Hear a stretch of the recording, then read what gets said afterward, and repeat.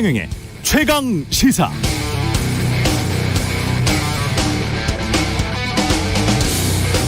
네, 기후변화와 관련해서 최근 영국 공영방송 BBC가 보도한 기사 내용입니다. 인류의 종말을 포함한 재앙적 기후변화의 결과에 대해서 이제 진지하게 연구해야 할 때다. 기후변화로 인류는 끝장이 날 수 있고 그 가능성에 대해 유엔이 주도적으로 과학자들을 모아서 본격적인 연구에 돌입해야 한다. 이렇게 계속 기온이 높아지면 2070년경에는 앞으로 한 50년 후죠. 지구 20억 명의 인구가 1년 평균 기온 29도 이상, 그러니까 지금 사하라 사막지대와 비슷한 환경에서 살게 될지도 모른다. 이게 그냥 단순한 사람이 아니고요. 영국 캠브리지 대학 루크 캠프 박사 등의 책을 바탕으로 작성된 기사입니다. 한국에 100년 만에 폭우가 내리기 전에 유럽과 미국은 폭염이 있었고 그로 인한 대형 산불 해마다 시달리고 있습니다. 지금도 북극의 빙하는 녹고 있고요.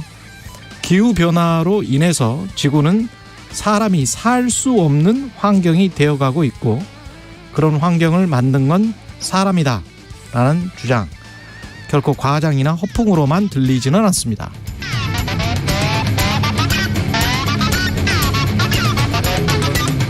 네, 안녕하십니까. 8월 11일 세상에 이익이 되는 방송 최경영의 최강시사 출발합니다. 저는 KBS 최경영 기자고요. 최경영의 최강시사 유튜브에 검색하시면 실시간 방송 보실 수 있습니다.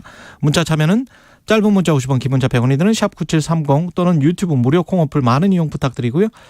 중부지방 80년 만에 기록적인 폭우로 서울시 곳곳 현재까지 통제된 도로가 많습니다. 방송 중에 통제 구간 전달해 드릴 예정이고요. 포털 사이트에 가시면 서울시 교통정보 시스템 검색하시고 웹사이트 들어가면 교통 통제 현황을 한눈에 볼 수 있습니다. 어플리케이션은 서울교통포털 안전디딤돌, 서울교통포털 안전디딤돌, 휴대폰으로 교통 통제 현황 확인할 수 있으니까요. 미리 확인하시고 안전 출근하시기 바랍니다. 오늘 최강시사 박민영 국민의힘 대변인 대통령실로 갔죠. 더불어민주당 828 전당대회 최고위원 후보 고민정 의원 만납니다.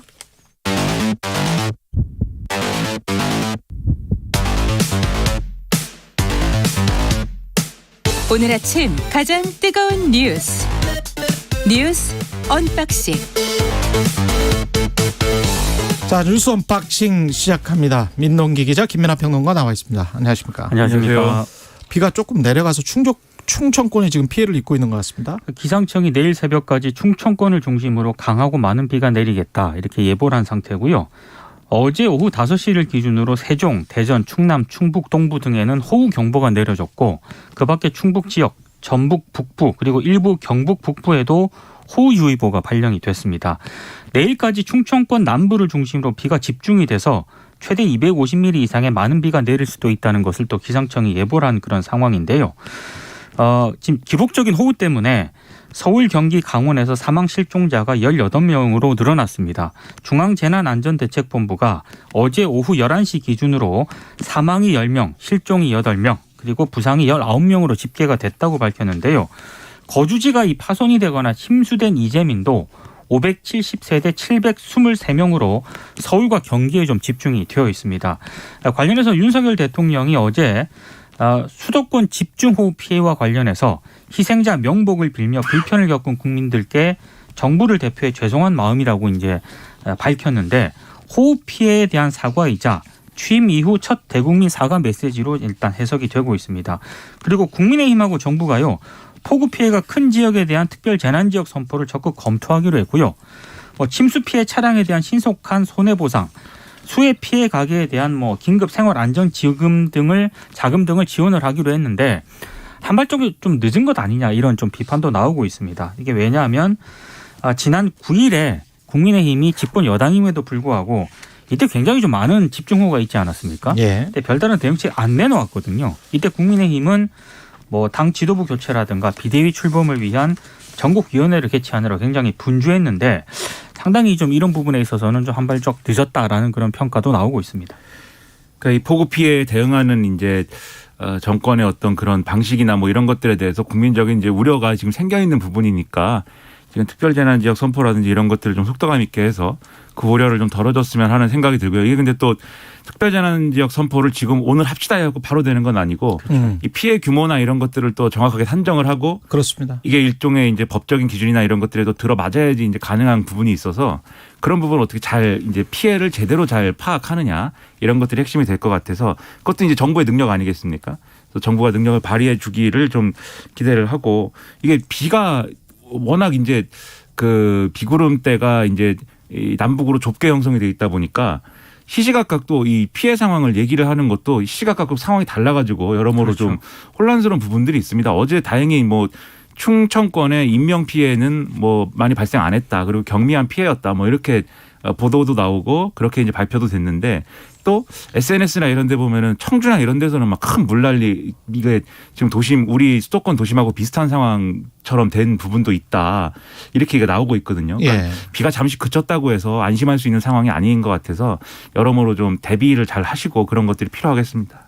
지금 자연재해는 뭐 어쩔 수 없는 측면이 있잖아요. 제가 아까 말씀드린 것처럼 오프닝에서 말씀드린 것처럼 뭐 지금 기후변화 때문에 이상재해가 나타날 수는 있는데 대처나 대응 특히 이제 뭐 포스터랄지 말이랄지 이런 것들이 충분히 공감을 하고 있는가 이 재난 사태 국민과 함께 하고 있는가 이거 그게 아니고 뭔가 위에서 우리가 어떤 시혜를 베풀고 계속 당신들을 보살펴주고 있다는 그런 느낌으로 가고 있는 거 아닌가.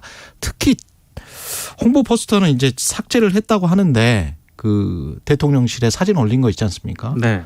굉장히 불편했습니다. 그러니까 대통령실이 조금 혼선을 가중시키는 그런 양상입니다. 방금 네. 말씀하신 것처럼 윤 대통령이 신림동 호우 참사 현장 방문 사진을 대통령실에서 카드뉴스 이제 배경으로 사용을 했는데, 그러니까 상식적으로 이게 좀 너무한다는 그런 이런 이 인식을 대통령실에서 하지 못했다라고 하는 것 자체가 일단 가장 큰 문제인 것 같고요. 이 공감 능력이 없는 거예요. 그렇습니다. 제가 사진을 묘사를 해볼게요. 자, 반지하 집이 있는데요. 창문이 조금 나와 있습니다. 근데 반지하 집에서 그게 어떤 반지하 집이냐면 미처 그 폭우 때문에 빠져나오지 못한 사망한 여성이 있고 그의 발달 장애인 언니가 있고 그리고 그의 13살 딸이 있습니다. 3명이 숨졌어요. 수장이 됐습니다. 그 공간을 선거 포스터처럼 대통령이 내려다보고 있어요. 참모들하고. 그걸 사진을 찍어놓고 옆에 제20대 대통령실 이렇게 인장을 찍어놨습니다. 그렇죠. 이게 뭐죠? 그러니까 말이에요. 이게 그 현장을 대통령이 방문을 했고 그 현장 방문이 어떤 의미고 그다음에 그런 것에 대한 대통령의 생각은 뭐냐 이런 것들을 드러낼 수 있는 이런 어떤 이미지 홍보 이런 것들이 돼야지 그게 국민들을 안심시키고 이 정부의 대책을 신뢰할 수 있게 만드는 건데 지금 말씀하신 그 사진은 그게 뭐 선거 포스터 같다 뭐 이런 이 지적이 있지만 제가 볼 때 가장 큰 문제는 그 반지하 그 방을 마치 대상화 시켜가지고 그렇죠. 완전히 대상화시킨 거예요. 그렇죠. 대통령이 밖에서 그냥 어떤 그 구경하는 듯한 그런 포즈와 그런 구도로 찍혀 있는 사진이고 옆에서 이제 그 소방 관계자가 설명을 하고 있고 뭐 이런 그렇죠. 거거든요. 그게 그러면 그 반지하에서 일어난 가슴 아픈 사고에 대해서 대통령이 공감하고 거기에 대해서 아픔을 느끼는 것처럼 비춰지지가 않아요. 그렇게 하면. 근데 실제로 뭐 대통령이 뭐 그렇게 뭐 공감 능력을 발휘하지 못했겠습니까? 그건 아닐 거지 않습니까? 그러면 대통령실이 홍보를 하는 방식에 있어서 대통령의 어떤 국정수행에 큰 누를 끼치는 거죠. 저는 마찬가지인 게 어제 KBS 우리 라디오 나온 강승규 이 수석도 마찬가지의 상황이다라고 보이는데 그렇습니다. 예. 폭우 피해가 났을 때 당연히 이제 여러 가지로 정부가 완벽하게 대처하지 못했을 수 있어요. 하지만 그럼에도 불구하고 열심히 하려고 했는데 잘 안 됐다. 이렇게 설명하는 거는 저는 이해할 수 있는데 그게 아니고 뭐 적반하장도 아니고 비가 오면은 그러면 퇴근. 비가 온다고 대통령이 네. 퇴근을 안 하느냐. 그렇게 얘기를 하면은 국민들이 받아들일 때는 그걸 어떤 메시지로 받아들여야 됩니까? 그래서 저는 오히려 대통령 참모들이 문제를 더 키우고 국민의 신뢰를 더 잃게 만들고 있다라고 생각이 됩니다. 그렇습니다. 이 홍보 포스터도 그렇고 방금 말씀하신 이제 강승규 시민사회 수석 저도 어제 이제 이동하면서 그 인터뷰를 들었는데 좀 개인적으로 굉장히 좀 황당했고요. 예. 그리고 어제 또 이제 윤 대통령 사과를 하지 않았습니까? 예. 그 사과한 거를 두고 또 대통령실 관계자가 처음에 사과 아니다라고 했다가 또 나중에 또 사과다 이렇게 또 정정을 하는 일도 있었거든요. 그러니까 이 모든 것들이 혼선을 더 부추기는 그런 양상으로 지금 전개가 되는 것 같습니다. 그러니까 사과가 아니라고 하는 거는 또 왠지도 모르겠어요. 사실 맞습니다. 예. 사과에 인색할 필요가 전혀 없거든요. 그러니까요. 사과를 할 문제에 대해서는 얼마든지 그렇죠. 언제든지 국민을 대상으로 사과할 수 있는 거 아닙니까? 지금 어쨌든 국민들이 큰 불편을 겪었는데 오히려 잘한 거죠. 그렇게 사과를 하고 그 공개석상에서 대통령이 말씀을 하는 것은 오히려 그것을 메시지가 제대로 전달될 수 있도록 노력을 해야지. 그렇죠. 어떤 정치적 손해가 예상된다고 해서 사과가 아니다 이렇게 얘기하면 국민들이 어떤 생각을 하겠어요. 저는 여러모로 대통령실의 어떤 대응이나 이런 게 이해가 안 됩니다. 그리고 그 대통령을 지지했던 심평 변호사라는 분도 KBS 라디오에 나와서 네. 누추한 곳을 간 거는 잘했다라고 한 것도 그냥 왜 이렇게 부적절한 말들이 계속 나오는지. 누추한 곳이라는 거는 그분은 변호사기 때문에 그리고 옛날 분이잖아요. 한자를 너무나 잘 할 텐데 더럽고 지저분한 곳이에요. 누추한 곳이라는 게. 더럽고 지저분한 곳을 대통령이 가서 잘했다라는 게 아유 왜 이러는지 모르겠어요. 네, 뭐 예. 심평 변호사라는 분은 일단 뭐 대통령실에 근무하고 있거나 이런 건 아니니까 예. 논란이 되고 이제 본인 또 사과를 한다고 하니까 또 그런 부분들을 감안을 해야 되겠지만 어쨌든 이게 여러모로 이 국민들에게 있어서는 어떤 좀 왜곡된 메시지 이런 걸로 다가갈 수가 그럼요. 있기 때문에 예. 조심을 해야 되겠습니다. 저희들도 조심해야죠. 그리고 자세를 낮춘다고 했잖아요. 그럼 자세를 낮춘다고 하면 계속 국민 관점, 서민 관점, 상대방 관점에서 봐야 될 것 같고 제가 한마디만 그 외국 같은 경우는 이런 경우에 자연재해가 발생하고 이럴 때 대통령실을 높이려고 하는 게 아니고요. 가령 현장에서 그 소방공무원이랄지 현장의 공무원이 굉장히 일을 열심히 했잖아요. 예? 그러면 그런 사진을 찍어서 오히려 올리는 게 훨씬 낫습니다. 제가 그 홍보하시는 분들이 지금 계속 너무 답답한 지금 행정을 하고 있기 때문에 한 가지 팁을 드릴게요. 그러니까 대통령을 높이려면 아예 밑에서 정말 열심히 하시는 분들 있잖아요. 그 현장 사진 분명히 있을 거예요. 그러면 그 현장 사진을 찍어서 그걸 올리는 게 국민들도 높아지고 대통령도 높아지는 겁니다. 예. 대통령을 높이려고 하면 오히려 국민들이 낮아져요. 그러니까 잘 한번 생각을 해 보시기 바랍니다. 예. 그리고 이준석 대표는 비대위 효력 정지 가처분 신청을 했습니까? 지금 어제 냈다고 이제 본인이 SNS를 통해서 밝혔고요. 낸 거는 확실하고요? 네, 예. 전자로 제출을 했습니다. 예. 그리고 이준석 대표 일단 입장은 이 비대위 전환 과정에서 이미 사퇴를 선언한 최고위원이 최고위 표결에 참여를 했기 때문에 이건 절차적으로 좀 문제가 있다 이런 주장을 하고 있고요. 남부지법에 배당이 됐고요. 신문기일이 오는 17일로 일단 잡혔습니다. 그리고 지금 이준석 대표를 지지하는 청년 당원들이 모인 이른바 그 국바세 있지 않습니까? 책임 당원 1,560명을 모아서 오늘 또 서울 남부지법에 가처분 신청서를 제출할 계획인데 국민의힘 쪽에서는 일단 당 법률지원단을 통해서 대응하겠다는 입장이긴 합니다만 이준석 대표가 이 가처분 신청을 철회하도록 설득을 해서 좀 확전을 좀 막자 이런 기류도 좀 감지가 되고 있습니다. 조호영 비대위원장도 어제 기자들과 만나서 본인이 이준석 대표를 다각도로 접촉하려 노력을 하고 있다 이렇게 얘기를 하고 있는데 잘 될지에 대해서는 좀 물음표가 좀 찍히고 있습니다. 어제도 좀 말씀드렸는데 이준석 대표를 말릴 수단이나 카드 이런 게 이게 마땅치가 않고요. 그리고 아마 이준석 대표가 나름대로 이제 고심을 하는 것은 결과적으로 정치적 생명을 이어가는 거고 그건 다음 총선에 나가는 거거든요. 결국은. 그런 것들이 제대로 될 수 있다는 보장을 지금 주호영 비대위나 이런 쪽에서 해줄 수가 없는 것이기 때문에 여러모로 어려움이 있을 것 같고 다만 이런 건 있습니다. 이게 어제 낮에 이제 이 가처분 신청을 접수했다라는 걸 올리고 나서 일부 언론이 해설을 하기를 그러면 가처분 신청이라는 거는 이제 판단이 빨리 내려지는 것이니까 13일 전에도 나올 수 있다 막 이렇게 했는데 지금 했었죠. 신문기일이 17일로 잡혔다는 거는 그렇죠. 당장은 안 법원이 나온다는 거죠. 예. 네. 그럼 이게 13일 날 기자회견의 메시지는 뭐냐라는 거에 대해 또 의문이 찍힐 수가 있어요. 왜냐하면 이게 가처분 신청 결과가 나왔으면은 13일 날 이준석 대표가 모종의 입장 표명을 하면서 다음 국면으로 넘어가는 건데 지금 언론이 또 27일로 신문기일 잡히니까 뭐라고 보도를 하냐면 8월 내에는 결과가 나오겠지 이렇게 보도를 하거든요. 그럼 8월이 다 갈 때까지 이 얘기를 또 하는 겁니다. 그렇죠. 네, 그래서 비대위가 약간 공중에 붕 떠 있는 그렇죠. 상황 같은. 그렇죠. 예. 그래서 아마 이 갈등이나 이런 것들이 장기화될 수 있는 그런 것들을 예고하는 그런 일정이 될 수가 있다. 국민의힘은 상당히 또 우려스러운 상황으로 빠져들고 있습니다. 예. 국민의힘 박민영 대변인 좀 이따 오니까요. 짧게 이야기를 하죠. 대통령실로 갔습니다. 청년 대변인으로 함께 일해보자는 제의를 받았고 본인이 일단 대통령 곁에서 직접 쓴소리를 하면서 국정을 뒷받침해 보려 한다. 이런 입장을 밝혔습니다. 이준석 대표와 좀 가까운 것으로 평가를 받았기 때문에 이준석 대표 일부 지지자들은 이거 배신 아니냐 이렇게 좀 비난을 하고 있는데요. 여기에 대해서 본인은 배신자라는 표현은 사람에게 충성하는 이들의 언어다. 자신은 단 한 번도 사람에게 충성한 적 없다. 따라서 사람을 배신한 적도 없다. 이렇게 반박을 했습니다. 근데 이것과 관련해서도 어제 대통령실이 또 논란의 중심에 한번 섰습니다. 예. 그러니까 기자들이 그럼 박민영 대변인이 대통령실 대변인처럼 언론을 상대하는 것이냐 이렇게 물었거든요.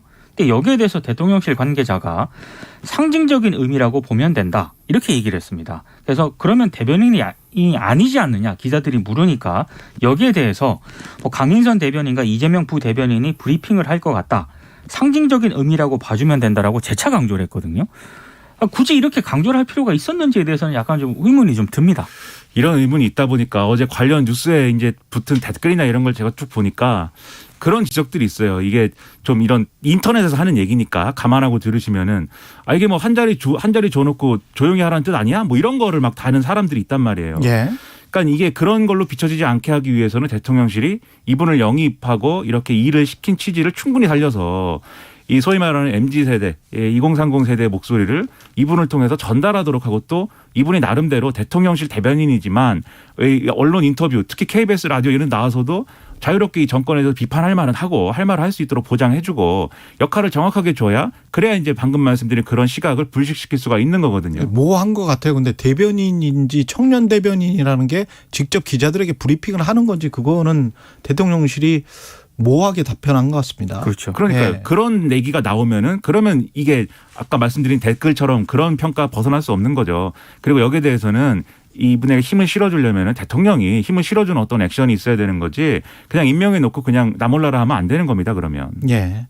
그리고 지금 시간이 얼마 안 남아서 그 경찰이 김혜경 씨 출석 요구한 것 이것부터 이야기를 하겠습니다. 그러니까 경찰이 공직선거법 위반 고발 사건과 관련해서 김혜경 씨에게 소환 통보를 했고요. 여기에 대해서 이재명 의원실 쪽에서는 일단 출석 요구서를 받은 사실을 어제 먼저 공개를 했고 예. 진상 규명을 위해서 경찰 수사에 적극 협조하겠다라는 입장을 밝혔습니다. 이제 그러면서 이른바 그 2021년 8월 2일 서울의 한 식당에서 김혜경 씨가 당직자 3명과 가진 점심값과 관련한 그런 내용에 대해서 이제 소명하는 글을 또 해명하는 글을 남겼는데 이재명 의원실에서 그렇습니다. 일단 이재명 의원실의 주장은 그렇습니다.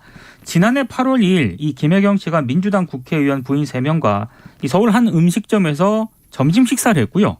그리고 뭐 이제 수행원 3명도 이제 동석을 했다는 겁니다. 그래서 7명이 두 테이블로 나눠서 식사를 했는데 식대가 총 13만 원 정도가 나왔는데 이 가운데 김혜경 씨 식대 2만 6천 원은 수행했던 변호사가 정치자금 카드로 지불을 했다는 겁니다. 후보 배우자는 정치자금 쓸 수가 있거든요. 근데 나머지 식대 7만 8천 원 수행원들 식사비는 경기도청 법인카드로 결제를 했는데 이재명 의원 쪽에서는 당시 김혜경 씨는 나머지 3인분 식사비가 법인카드 의혹 제보자에 의해서 이 업무 추진비 카드로 결제됐다는 사실을 전혀 알지 못했고 현장에서 제보자를 보지도 못했다. 이게 이제 이재명 의원실의 주장인 겁니다. 근데 좀 의문인 게 이게 경기도 행사가 아니었던 거잖아요. 그렇죠. 이재명 의원의 경선 관련 일정을 어쨌든 배우자가 수행하면서 밥값을 이제 어떻게 냈느냐의 문제인데 그렇습니다. 이 밥값을 이 의혹의 제보자이기도 한 모 씨가 알아서 그냥 처리했다는 취지이지 않습니까? 예. 그렇게 해명을 그게 하고 있는 거죠. 잘 이해가 안 되고 추가 보도가 나온 걸 보면은 아마 이 제보자 모 씨가 아마 제공한 대화록일 것으로 추정이 되는데 네, SBS가 보도를 했죠. 그렇죠. 이 배모 씨 있지 않습니까? 이 모 씨를 관리한 그러니까 업무 지시를 하고 이렇게 한 배모 씨, 김혜경 씨와 이재명 의원의 측근인 이 배모 씨가 구체적으로 이 어떤 얼마는 김혜경 씨의 몫으로 이 카드 정치자금 카드로 지출을 하고 나머지는 뭐 이렇게 경기도청 그 업무 추진비 카드로 결제하고라는 식의 업무 지시와 그다음에 그것과 관련된 보고를 받는 그런 녹취가 있어요.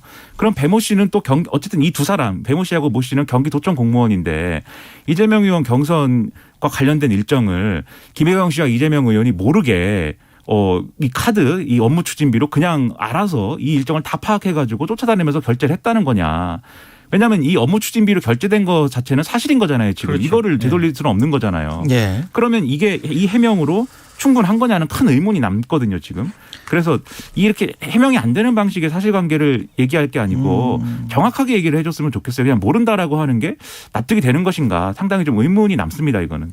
이재명 의원실에서 해명한 이 케이스 하나만 있을 것 같지는 않고요. 그러니까 그렇죠. 경찰이 지금 조사한 거는 여러 가지가 있을 것 같고 가령 세무서에서 뭔가를 조사를 한다고 하더라도 뭐 법인카드로 세탁기를 샀으면 세탁기가 배송된 주소가 회사인지 아니면은 사장의 자택인지까지 다 가령 탈세 조사를 하면 그렇게 하거든요. 그렇죠. 그래서 그것까지 다 전표를 받아서 확인을 하기 때문에 이게 이제 여러 가지 케이스 그냥 이렇게 지금 모호한 케이스로 이야기를 하면 안 되고요. 경찰이 여러 가지 케이스를 지금 129곳을 압수수색했다는 거 아니에요. 네. 그러면 경찰이 한 30-40개 정도의 확정된 케이스가 나오면 그걸 가지고 이야기를 해보면 일반적으로 법인카드를 쓰는 관행이었는지 아니면 이게 법인카드를 아까 무슨 세탁기 뭐 자기 집에 들여다 놓고 회사에서 쓴다. 이거는 파렴치한 거잖아요. 그러니까 가령 뭐 사람들이랑 다 회식을 하면서 소고기를 먹었다. 거기까지는 이해할 수 있는데 집에서 소고기를 사서 먹었다.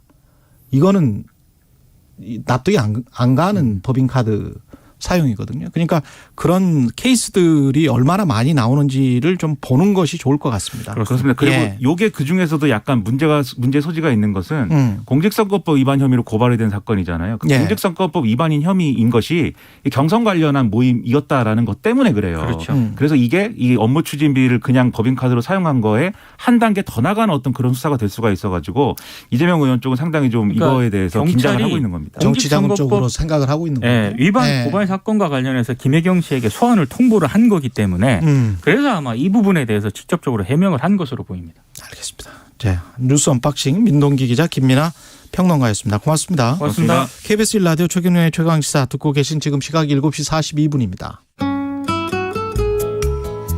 어제 하루 대전과 청주엔 200mm가 넘는 물폭탄이 내려왔습니다. 충청권의 호우경보가 강원 영서 남부와 전북, 경북의 호우주의보가 내려진 가운데 내일 오전까지 대부분 지역에 비가 오겠습니다. 충청권과 전북, 경북 북부 내륙에 최대 150mm, 이 중 충청 북부는 200mm 이상 많은 비가 집중되겠고요. 경기 남부와 강원 영서, 전남 북부에 120mm 이상, 그 밖의 지역에도 최대 80mm의 비가 더 오겠습니다. 서울과 인천, 경기 북부는 오늘은 비구름에서 많이 벗어난 모습이지만 수도권과 강원, 충청권에 산사태 경보가 경계 단계로 유지되고 있습니다. 이미 지반이 약해진 상태라 주의하셔야겠고요. 토요일엔 남해안과 제주도에 다음 주 초반 다시 전국에 비가 내릴 전망입니다. 오늘 한낮 기온은 서울과 광주가 28도, 대전 27도, 부산 31도, 폭염 경보가 내려진 제주는 35도 안팎까지 오르겠습니다. 지금 서울의 기온 23.5도, 오늘 서울에 내린 비의 양은 38.5mm입니다. 날씨 정보 박다효입니다. 이어서 이 시각 교통정보입니다. KBS 교통정보센터의 김한나 씨입니다. 네, 그동안 내린 폭우로 서울 주요 간선도로가 통제되었는데요. 잠수교는 여전히 양방면 통제 중이고 여의 상류 하류 나들목 진출입로와 양재천로 양재천교 하부도로가 통제 중입니다. 또 화랑로 원릉교 부근으로 통제되면서 동부간선도로 성수대교 방면 진입로는 지금 막 통행이 재개됐습니다. 그 외 올림픽대로와 강변북로 등 도시고속도로도 모두 통행이 가능한 상황입니다. 출근하시는 분들은 도로가 많이 미끄러우니까요. 안전에 각별히 유의해 주시기 바랍니다.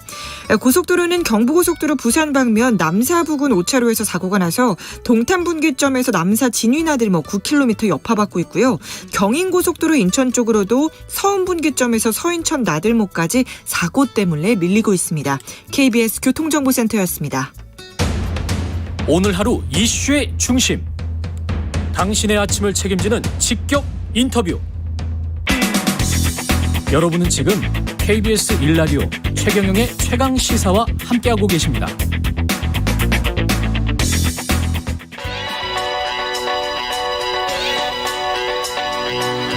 최강 시사 전민기의 눈. 네, 한 주간 화제 이슈를 빅데이터로 알아보는 시간입니다. 전민기 한국인사이트 연구소 팀장과 함께합니다. 전민기 팀장 나와 있습니다. 네, 안녕하세요. 전민기입니다. 예, 수도권에 정말 비가 많이 내렸는데 네. 폭우에 대해서 빅데이터 분석을 합니다. 네, 오늘. 사실은 저도 그랬고 또 늦은 장마인가라는 생각을 했거든요. 그렇죠. 네.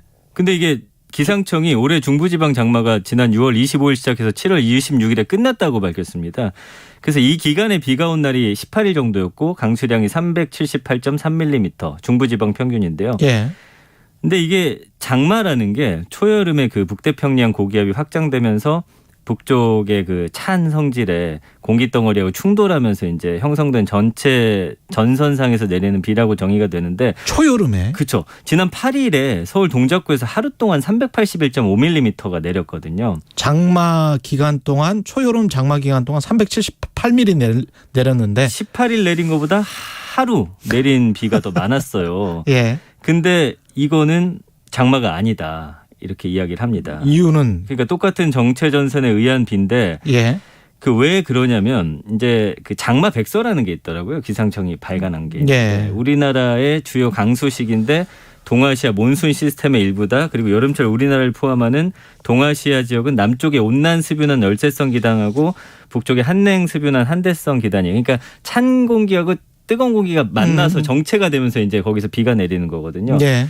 근데 이제 문제는 뭐냐면 장마라 함은 상당 기간 유사한 기압기에서 같은 현상이 해마다 반복되는 현상을 말을 합니다. 아. 그러니까 계속 그 일정한 시기에 매년 이맘때가 되면 그렇죠. 도래하는. 6월 말에서 7월 초까지, 그렇죠. 7월 중순 정도까지. 그렇죠. 예. 일정한 패턴의 유무가 있느냐에 따라서 늘 장마냐 아니냐. 그렇게 우리도 생각을 해왔었고. 근데 이제 뭐 8월이니까 장마 아닐까라고 생각하지만 이번에는 사실은 우리가 일정한 패턴이 아니라 갑작스럽게 발생한 어떤 변화에 의해서 발생하는 그런 비라는 것이죠. 그러니까 이상 기후라고 볼 수 있는데 그렇다면은 이게 왜 이런 것인지는 모른다는 거잖아요, 지금으로서는. 그렇죠. 일단은 뭐 분석은 한 건 보니까 예. 이렇대요. 저기압은 반시계 방향으로 고기압은 시계 방향으로 회전을 한답니다. 반대로 회전을 해요. 네. 그래서 이 거대한 저기압인 태풍은 반시계 방향으로 회전하기 때문에 오른쪽 반경이 더 위험한데 지난 8일부터 우리나라 북쪽에 지금 저기압이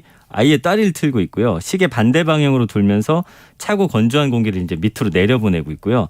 남쪽에서는 이제 북태평양 고기압이 시계 방향으로 돌면서 뜨겁고, 그러니까 보시면 반대로 돌면서 아래로 내려오고 또 오른쪽으로 돌면서 위로 올리고 하니까 이게 계속 만나는 거거든요. 예. 그래서 이게 지금 블로킹 현상이라고 하는데 서로 북쪽 저기압이 동쪽으로 오는 거를 막고 있다. 막고 있다. 서로 막고 있다. 그래서 정체돼 있다. 맞습니다. 네, 구름이. 네. 빅데이터 상에서 이번 비에 대한 반응을 좀 살펴보겠습니다. 지금 8월 1일부터 10일까지 언급량이 112만 건 정도 되니까 111만 건. 111만 건. 이게 거의 한 10일 만에 이 정도 언급된 거니까 지금 뭐 온 국민들의 가장 큰 관심사죠. 큰 정치 이슈보다 훨씬 더 크군요. 그럼요. 예. 그래서 폭우로 이제 제가 해봤더니 서울 강남권 이야기, 인천 이야기 많이 나오고 있고요. 침수라든지 뭐 피해, 그다음에 뭐 천둥, 번개 등등 이야기가 나오고 있고요. 감성어 보니까 고생, 조심하다, 피해 심하다, 천재지변, 뭐 무섭다 이런 단어들이 좀 많이 보여지면서 부정 감성어가 70% 가까이, 스트레스라든지 그다음에 차가 많이 막히잖아요. 예. 막힌다 이런 감성어들이 주로 등장을 하고 있습니다.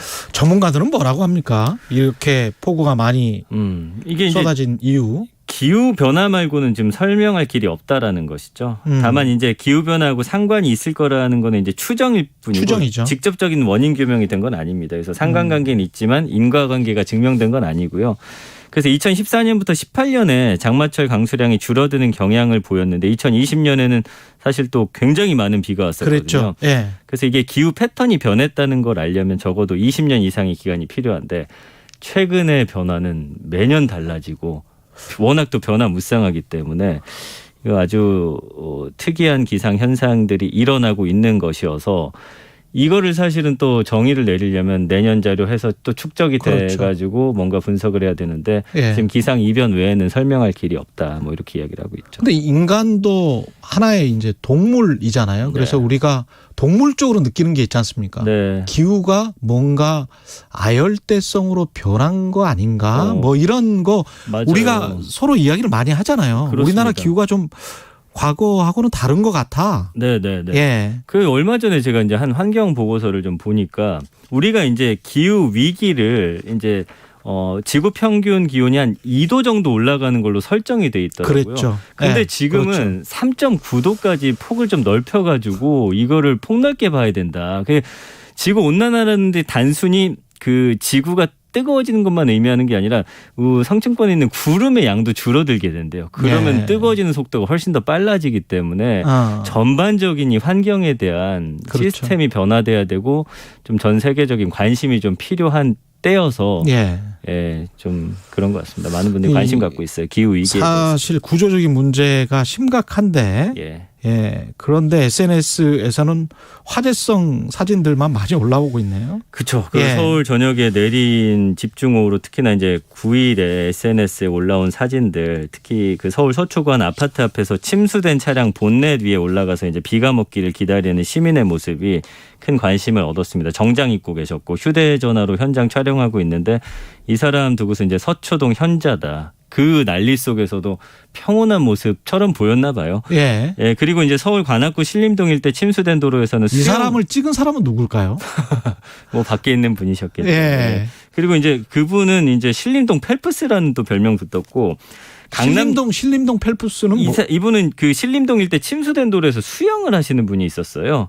그게 이제 좀 사실은 문제가 되고 있고 황당하네. 강남역 슈퍼맨이라고 해서 이분은 지금 굉장히 또 찬사를 받고 있는데 그 한 시민이 물과 쓰레기로 막힌 배수관을 맨손으로 정리해가지고 그런 모습도 이제 포착이 됐었죠. 근데 이 관련해서는 중앙재난안전대책본부의 이충현 사무관이 예. 최강시사에서 한번 이야기를 한 적이 있거든요. 네네. 그 강남 지역에서 배수로를 손으로 직접 열어서 막혀 있는 이물질들을 제거해서 뺐다.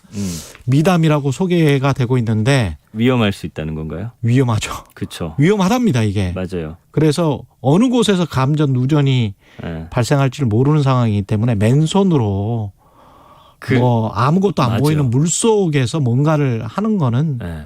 위험하다.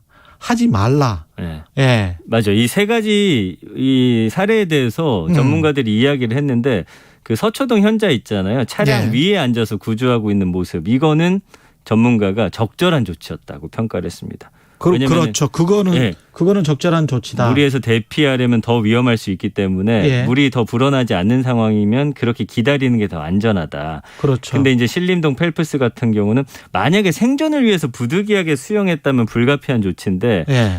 이 뭐 수영 실력이나 흥미에 의해서 수영을 했다면은 감전 말씀해 주신 대로 뭐 예. 피부병, 개인 안전이나 재난에 대처하는 그렇죠. 분들의 입장에서 좀 불편할 수가 있다는 거고 마지막으로 말씀해 주신 대로 그 배수로 손으로 하는 것도 상당히 좀 위험한 모습이기 때문에 예. 그건 절대로 해서는 안 되는 그런 일이지만 이게 근데 오해 소지가 있는 게 감성어를 보니까 이 세 분들을 제가 넣었더니 좋은 사람이라는 감성어가 68%예요. 그 손으로 그 하수구 정리하신 분이거든요. 그래서 이렇게 말씀해 주신 대로 그 위험하다는 그런 정보가 전달이 안 되면 그렇죠. 이거 따라할 수 있어요. 그래서 이 부분은 좀 정확히 이번에 좀 지적을 해드려야 될 것 같습니다. 그리고 이렇게 폭우가 많이 내리는데 이 유튜버들이 이 폭우 속에서 네네. 뭔가를 찍기 위해서 뭐 서로 나선 그런 영상들이 보이더라고요. 맞아요. 근데 그걸 보면서 저는 어떤 생각이 드냐면 그 왜 그 Don't Look Up이라는 영화 봤죠, 있었죠. 저도. 예. 예.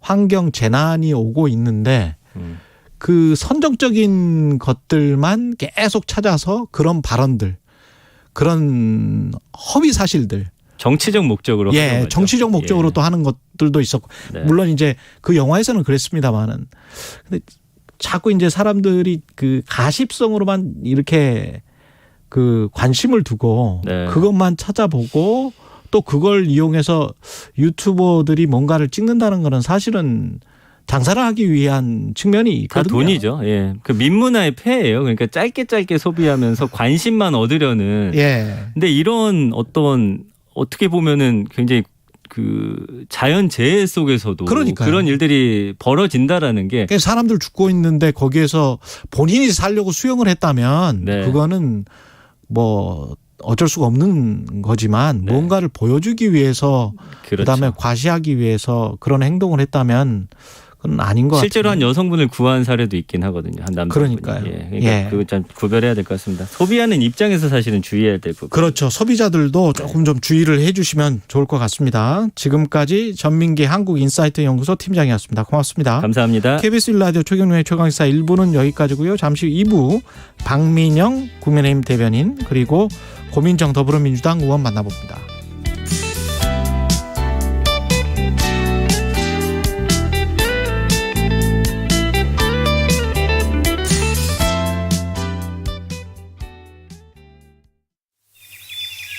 오전 6시 반이 되면은 깻잎밭으로 출근을 합니다. 그래서 5시 반까지, 즉 하루에 10시간 동안 보통 노동자들이 15,000장을 땁니다. 정말 한 장 한 장 따서 10장을 한 묶음으로.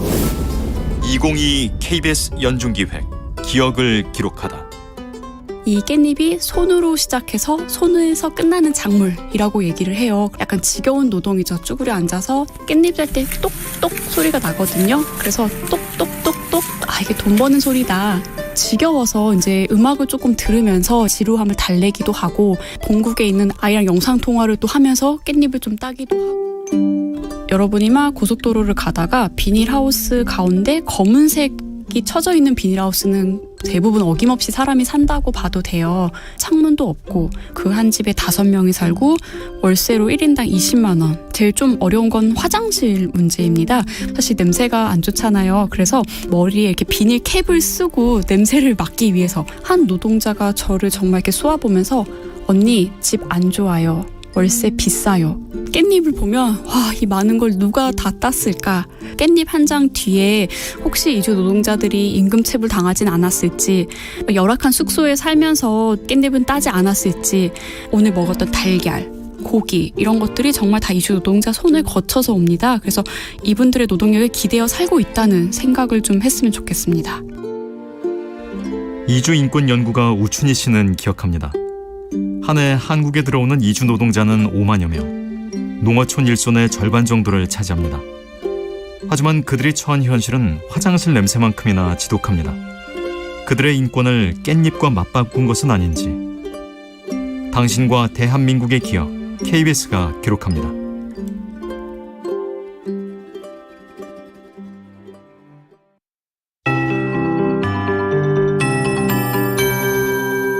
KBS 58분 날씨. 비구름대가 느린 속도로 이동하면서 집중호우가 쏟아지고 있습니다. 수도권엔 나흘째 이어진 강수량이 최대 600mm 이상이고요. 대전과 청주는 어제 하루에만 200mm 이상의 물폭탄이 내려왔습니다. 지금 비구름이 남동쪽으로 이동하면서 수도권은 많이 벗어났고 충청권에 강하게 걸쳐있는 모습인데요. 충청권의 호우경보가 강원 영서 남부와 전북, 경북 북부에 호우주의보가 내려져 있습니다. 지반이 약해진 수도권과 강원, 충청권엔 산사태 경보가 경계 단계로 유지되고 있고요. 하천의 수위도 급격하게 높아지면서 청주시 흥덕교의 홍수주의보가, 홍천 홍천교, 원주 문막교, 괴산 목도교에 홍수경보가 내려져 있습니다. 내일까지 충청권과 전북, 경북 북부 내륙에 최대 150mm, 충청 북부는 200mm가 넘는 많은 비가 집중되겠습니다. 경기 남부와 강원 영서, 전남 북부엔 120mm 이상, 그 밖의 지역에도 최대 80mm의 비가 더 오겠습니다. 토요일엔 전남 남해안과 제주도를 중심으로 아침까지 비가 오겠고요. 그 밖의 지역은 주말 동안 하늘만 흐리다가 다음 주 초반에 다시 비가 내릴 전망입니다. 지금 서울의 기온은 23.5도, 오늘 서울에 내린 비의 양은 39mm입니다. KBS 58분 날씨 박다효입니다.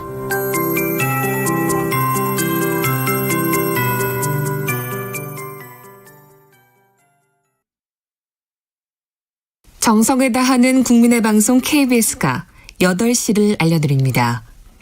AM 711kHz, FM 97.3MHz, KBS 1라디오입니다. HLKA.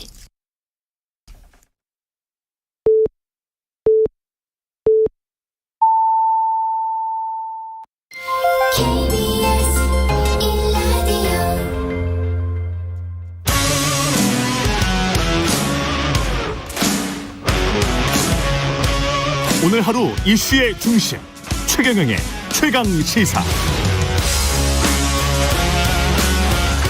네, 윤석열 대통령을 공개 비판했던 국민의힘 박민영 대변인 대통령실 청년 대변인으로 기용됐습니다. 다음 주 화요일부터 출근한다고 하는데요.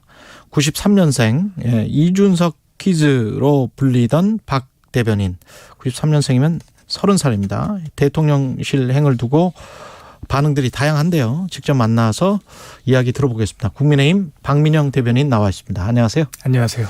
예, 다음 주 화요일부터 출근을 하게 됩니다. 그죠? 네. 제안은 언제 받았나요? 지난 주말에 받았습니다. 지난 주말에? 예. 지난번에 저랑 통화했었잖아요. 네. 그래서 방송에 나왔었는데 그러면 네. 그 이유가 되는 맞습니다. 건가요? 그때까지는 전혀 몰랐고요. 그때 그렇죠. 제가 방송에 나왔던 게 아마 그 조선일보 주필께서 맞아요. 쓰신 그 칼럼 양상훈 주필 않습니까? 그때까지는 뭐 저도 사실 뭐 전혀 예상하지 못했고요. 되게 좀 더 당황스러운 상황이었기 때문에 예, 저도 오히려 주말에 더 놀랐습니다. 예. 누구한테 전화 왔는지는 말할 수 있어요? 그건 말씀드리기가 어렵고요. 예. 뭐라고? 네. 그러니까 제가 그 청년보좌역 활동할 때 대선 때 같이 일했던 그런 실무진 중에 한 명이 저한테 개인적으로 연락을 해 주셨고요. 그때 메시지 팀에서 같이 일했던 복수의 실무진들이 저를 추천을 해서 이제 그렇게 검토가 이루어졌다라고 전해 들었습니다. 그래서 그 배경이나 본인은 그걸 수락하게 된 이유랄지 뭐 이런 것들이 궁금하네요. 네. 예. 일단은 요청하시는 부분들이 굉장히 합리적이라고 생각을 했던 것이요. 예. 일단 세 가지 측면에서 어떤 저에 대한 추천이 이루어졌다라고 들었거든요. 첫 번째가 대선 기간에 청년보좌역으로서 선거에 기여를 한 부분들을 충분히 인정을 해야 되는데 그러지 못했던 점을 이제라도 좀 해주고 싶다라는 게 첫 번째였고, 이제 두 번째는 지금 대통령실에서 어떤 정책 관련한 어떤 홍보 그리고 메시지 관리 이런 부분에서 좀 애로사항들이 있는데 그런 부분들을 제가 잘 보완할 것 같다라는 복수의 추천이 있었다라는 이유였고요. 세 번째가 좀 대통령실이 이제 변화와 쇄신의 의지를 보여주는 데 있어서 좀 대통령께 이 당에 몸담은 사람으로서는 좀 최초로 쓴소리를 하기도 했었고, 이제 그러면서도 좀 정부 정책을 뒷받침하려고 꾸준히 노력을 해왔던 어떤 당의 대변인을 영입하는 게 좋겠다, 이제라는 그런 세 가지 이유가 있었다라고 들었습니다. 그래서 제가 할 수 있는 일과 해야 할 일이 있다라고 판단을 했고요. 네, 그래서 결정을 하게 됐습니다. 그래서 수락을 하고 난 다음에 그 다음에 어떤 주변 반응은 어땠습니까? 주변에서는 주로 기자님들이 전화를 많이 해주시더라고요.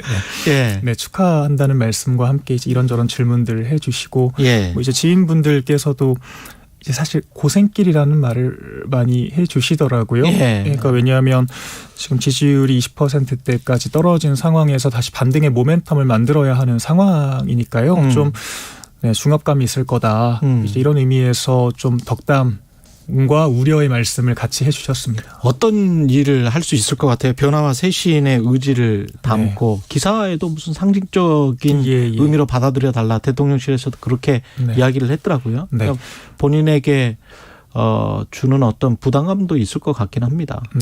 뭐 청년 대변인이란 직함 자체가 없었던 것을 이번에 새로 만든 것인데, 아무래도 제가 이제 만 29살입니다. 그러니까 조금 더 젊은 사람들, 당사자의 감수성을 정책과 메시지에 담아낼 수 있는 사람을 기용했다는 측면에서 그렇게 말씀을 하신 걸로 보이고요.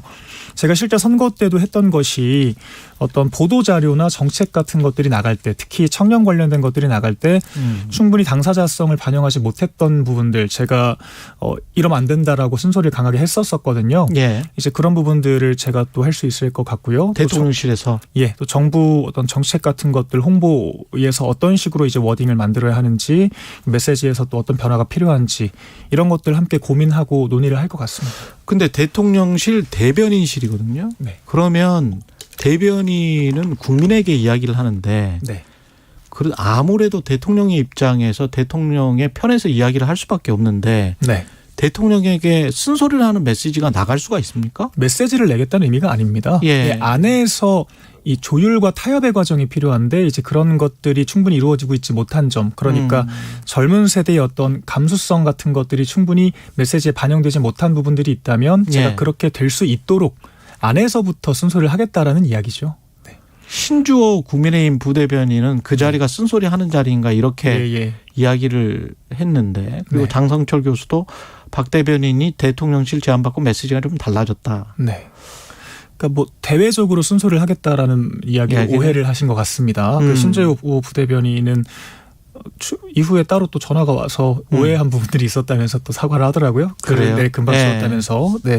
그리고 뭐 메시지가 달라졌다. 사실 이 부분은 크게 이상할 게 없는 것이, 저는 이전부터 그래 왔었거든요. 그래 왔다라는 것이 원희룡 예비후보 대선 캠프에서 경선을 치렀다가 윤석열 후보가 최종 후보가 되자마자 청년보좌역으로 윤석열 후보를 도왔습니다. 지방선거 때도 저는 유승민 예비후보가 더 잘 되기를 응원을 하고 있었지만 김은혜 의원이 후보가 된 뒤에는 김은혜 의원을 바로 지원을 했었거든요. 그러니까 뭐 저는 당이 어떻게 나아가야 하는 방향이 맞는지, 당의 목적이 무엇인지를 중심으로 늘 제가 스스로 선당후사의 마음으로 활동을 해왔고요. 이번에도 같은 맥락입니다. 그러니까 결과적으로 이준석 대표가 당에 필요하다라고 생각하고 전 두 분이 화해하는 게 지금도 최선이라고 생각을 하지만, 만약 그게 불가능해져서 이 당위와 현실이 부딪힌다라고 했을 때 그럼 우리가 선택해야 될 것이 무엇이냐.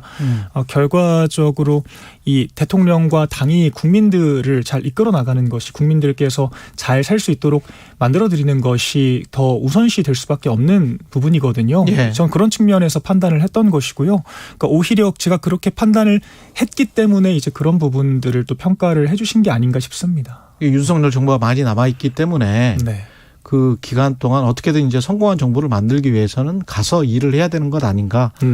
그렇게 판단을 하신 것 같은데. 맞습니다. 그때 인터뷰에서는 이준석 당대표와 윤석열 대통령이 좀 더 안 왔으면 좋겠다. 그런 이야기를 했잖아요. 지금도 같은 생각입니다. 아직도 여지가 있다고 보십니까?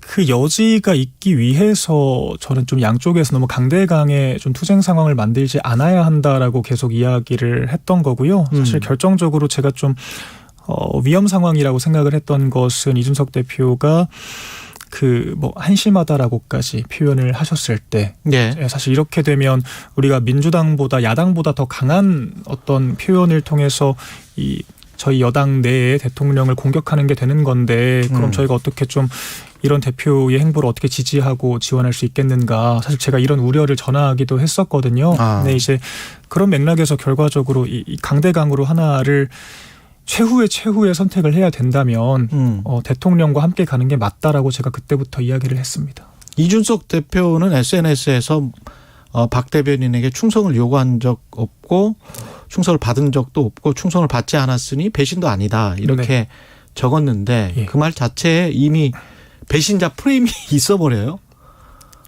저는 오히려 반대로 해석이 됩니까? 왜냐하면 저희 자체가 워낙 서로 자유분방하게 했었던 입장이고요. 그리고 이준석 대표 역시 뭐 저를 임명한 게 아니라 제가 선발돼서 들어온 대변인이지 않습니까? 실제 말씀하신 것처럼 뭐 어떤 지시를 한 적도 없고 늘 무한 자유와 무한 책임을 강조를 하셨습니다. 그래서 아마 저희는 전혀 그런 맥락 없이 저는 이해를 했고요. 또 이준석 그대로 받아들였다.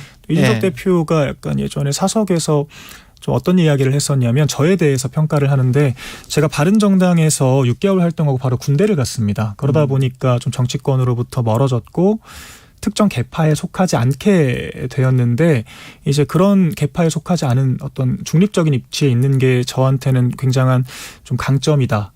좋은 입지에 있다 이렇게 갑자기 평가를 하시더라고요. 그래서 저는 그 말이 좀 떠올랐습니다. 그러니까 대표가 저를 정확하게 보고 있었던 것이고 저는 실제로도 그렇게 특정 계파에 속하지 않고 당의 어떤 우선 가치를 쫓아왔으니까요. 그래서 네, 저는 뭐 서로 전혀 그런 부분이 없다라고. 당은 지금 상황에서는 비대위로 가고 이준석 대표는 당의 중진 의원들 많은 중진 의원들이 이야기하는 것처럼 가처분 신청이나 이런 거는 될 수 있으면 하지 않고 명예롭게 결말을 짓는 것이 낫다. 네. 사퇴하는 게 낫다. 이렇게 생각하세요?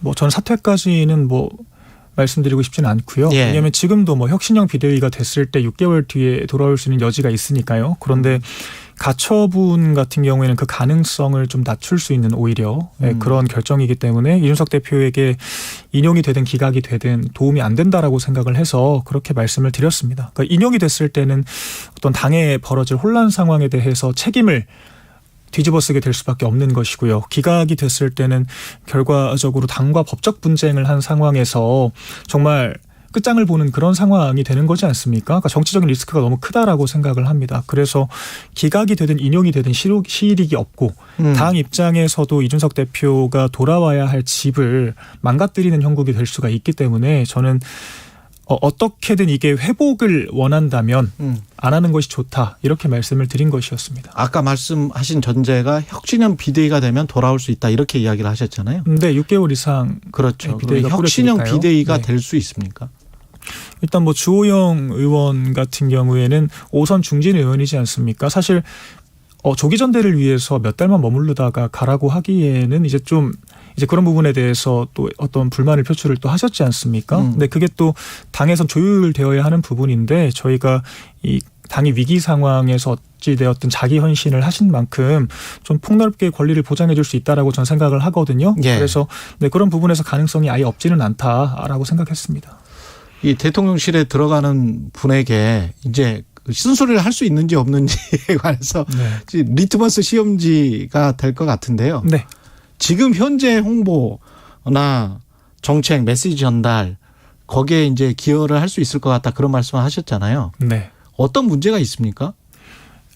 조금 이 국민 일반적인 좀 감성에 맞지 않는 약간 그런 좀 너무 러프한 구체적인 예를 들어서 터프한 그런 메시지가 나오는 것 같아요. 최근에 네. 하나 예시를 들어보자면 좀 자택에서 전화로 지휘를 했다. 이제 이런 부분들. 그러니까 사실 경호나 이런 어떤 번거로운 물리적인 한계 때문에 현장에 못 갈 수 있는 부분인 건데 이제 그것을 좀 그냥 집에서 전화로 했다라는 식으로 전달이 되는 것이 사실 국민들께는 좀 부정적으로 다가갈 수 있는 게 사실이거든요. 그래서 네, 우리가 조금 더 이제 국민들이 기대하시는 바가 이런 이 메시지나 태도가 직접적으로 와닿는 과정에서 좀 가장 국민과 가깝게 소통할 수 있는 그런 텍스트를 담아낼 때 조금 더 고민을 해야 되지 않을까 이런 생각을 했습니다.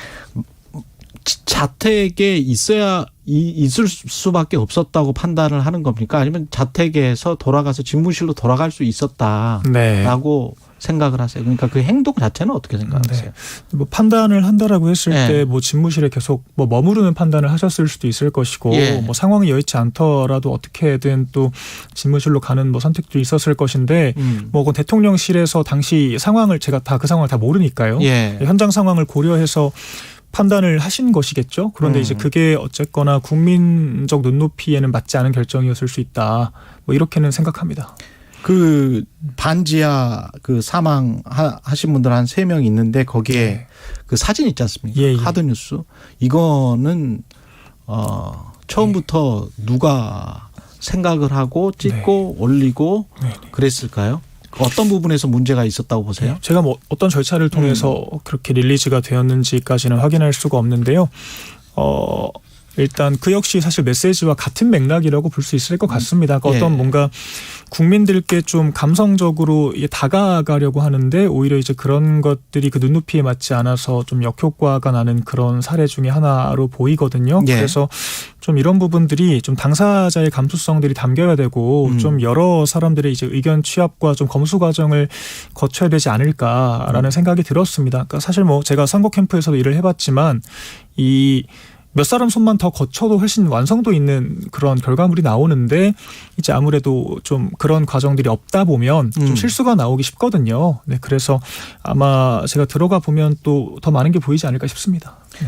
최근 대통령 지지율 하락세 그리고 민심 관련해서 대통령실에 가면 어떤 식으로 일을 하고 싶다 또는 대통령에게 어떤 말씀을 드리고 싶다. 네. 예. 그러니까 일단은 대통령실에서 저는 정책 홍보를 좀 중점적으로 해야 한다는 생각이 들거든요. 정책 홍보를 중점적으로 해야 그러니까 이를테면은 이번에 그 B2 청년들 영끌족들 갚아준다라고 예. 했을 때 사실 이 정책이 홍보가 잘 되면 오히려 국민적 호응을 얻을 수 있는 정책이었다라고 생각을 합니다. 왜냐하면 이게 미래의 신용불량자를 막아서 미래에 더 많이 써야 될 돈을 우리가 아낀다라는 측면이 하나 있는 것이고요. 또한 개인회생이라는 건 이 빚을 갚을 능력과 의지가 있는 사람들이 민간에서 부채를 탕감할 수 있도록 정부가 지원하는 것이거든요. 그러니까 오히려 이분들이 파산하게 됐을 때 훨씬 더 많은 우리가 부담을 짊어져야 됩니다. 그래서 뭐 이제 코인 같은 부분들은 좀 빼더라도 우리가 이 정책의 필요성을 충분히 요약해서 설득할 수가 있었는데 마치 좀 정부가 불공정하게 빚을 다 갚아주는 것처럼 이게 프레임이 잡혀버리니까 좀 아쉬운 부분들이 있었거든요. 예. 그래서 저는 해야 될 일을 하면서 비판을 받는 상황을 피하는 게 지금 가장 중요한 일 중에 하나고 또 제가 할 수 있는 일 중에 하나다라고 생각을 합니다. 마지막으로 이철규 의원이 그 지지율 하락 이유가 여론조사기관 성향, 네, 예, 그 다음에 뭐 당내 분란 때문이다 이렇게 네. 판단을 했는데 그 판단에는 동의하십니까?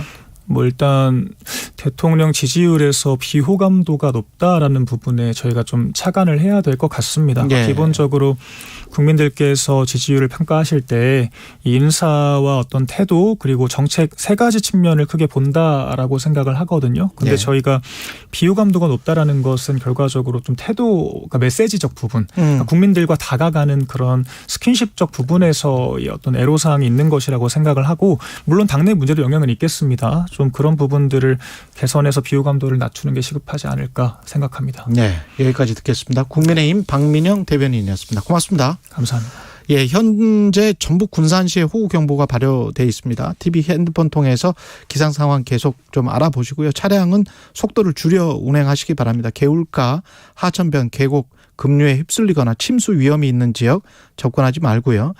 침수 지역이나 산간, 계곡 등 위험 지역에 있거나 대피 공고를 받았을 경우에는 주변에 있는 사람과 함께 즉시 안전한 곳으로 대피하시기 바랍니다. 행정안전부에서 알려드렸습니다. 공정, 공익, 그리고 균형. 한 발짝 더 들어간다. 세상에 이익이 되는 방송. 최경영의 최강시사.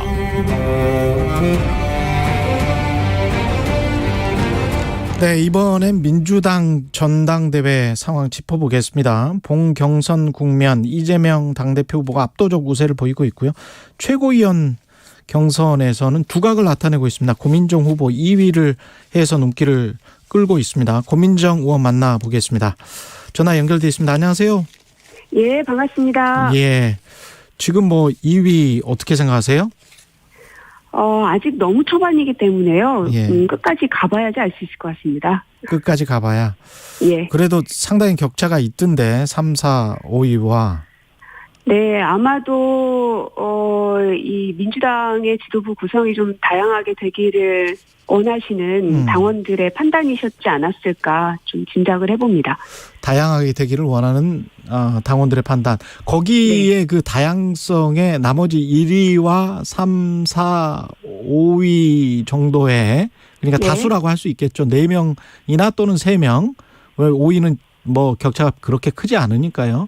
그 다수가 다 이제 친명이고 1명 네. 정도가 지금 비명이다. 그 사람이 이제 고민정이다. 이렇게 언론에서는 분류를 하고 있잖아요. 네네. 그렇습니까? 글쎄요, 이게 뭐 친명, 비명 나누는 것이 이제 저희 당사자들로서는 무슨 의미인가 하는 생각은 좀 드는데, 네. 어쨌든 우리 당에서 다양한 목소리들이 구성이 되어야 이 지도부가 무언가를 결정하고 갔을 때 국민들의 동의를 얻는 것도 조금 이제 유용할 일일 것이어서 아마 그런 판단을 해주신 것 같은데요. 네. 근데 다만 앞서 말씀드린 것처럼 워낙 초반이기 때문에 이제 대의원들은 어떤 판단을 하실지 국민 여론조사에서는 또 어떻게 나올지에 따라서 많이 뒤집힐 수도 있는 거라서 지금에 확언하기에는 조금 너무 많이 이른 것 같습니다. 그 전 정부, 그러니까 문재인 정부 때 이제 청와대에 계셨기 때문에 지금 현재 네. 폭우 상황이 2020년 폭우 그때도 있었잖아요. 네. 그런 상황이. 근데 이제 지금의 대응이나 국민에게 결국은 이제 사과의 뜻을 전달을 하긴 했습니다. 윤석열 대통령이. 어떻게 들으셨고 대응에 어떤 부분이 좀 부족한 것 같다라고 느끼세요? 예, 일단 두 가지인데요. 첫 번째는 대통령이 이 국가 재난위기 상황에서 이제 고립이 돼버린 거기 때문에 안보에 굉장히 큰 구멍이 생긴 거라고 봅니다. 이게 이제 비로 인한 이제 그 피해였었던 것이죠. 근데 이게 아니라 만약에 이제 전쟁과 같은 어떠한 상황이었더라면 어땠을까 하는 생각을 하면 좀 아찔한 겁니다. 그래서 대통령의 관저와 집무실과 위기관리센터와 이런 것들이 수시로 소통될 수 있는 공간에 같이 묶여있는 이유가 다 그래서 있는 겁니다. 그래서 역대 모든 대통령이 그렇게 재난재해까지도 다 대응을 해왔었던 건데 윤석열 대통령께서는 다른 곳에 집무실과 또 다른 곳에 관저를 둠으로 인해서 우리가 예상했었던 이 어려움들이 이제 발생하게 된 것이고요. 그리고 문제가 발생된 것을 대처하는 이 정부의 태도의 문제인데요. 그러니까 야당이든 혹은 언론이든 국민들이든 이 재난 상황이 터졌던 것에 대한 대통령에게 여러 가지 이제 질문들을 할 수밖에 없는 것인데 이후에 대통령실에서 대응했던 것들을 보면 국민들이 무엇을 바라는가를 고민하지 않고 대통령의 심기만을 좀 바라보는 것 같습니다. 그래서 그 강승규 수석의 인터뷰를 보면 예. 비 온다고 대통령이 퇴근을 안 하냐, 대통령이 있는 곳이 상황실 아니냐, 이런 말씀들을 하셔서 오히려 국민들의 분노를 더 많이 샀거든요.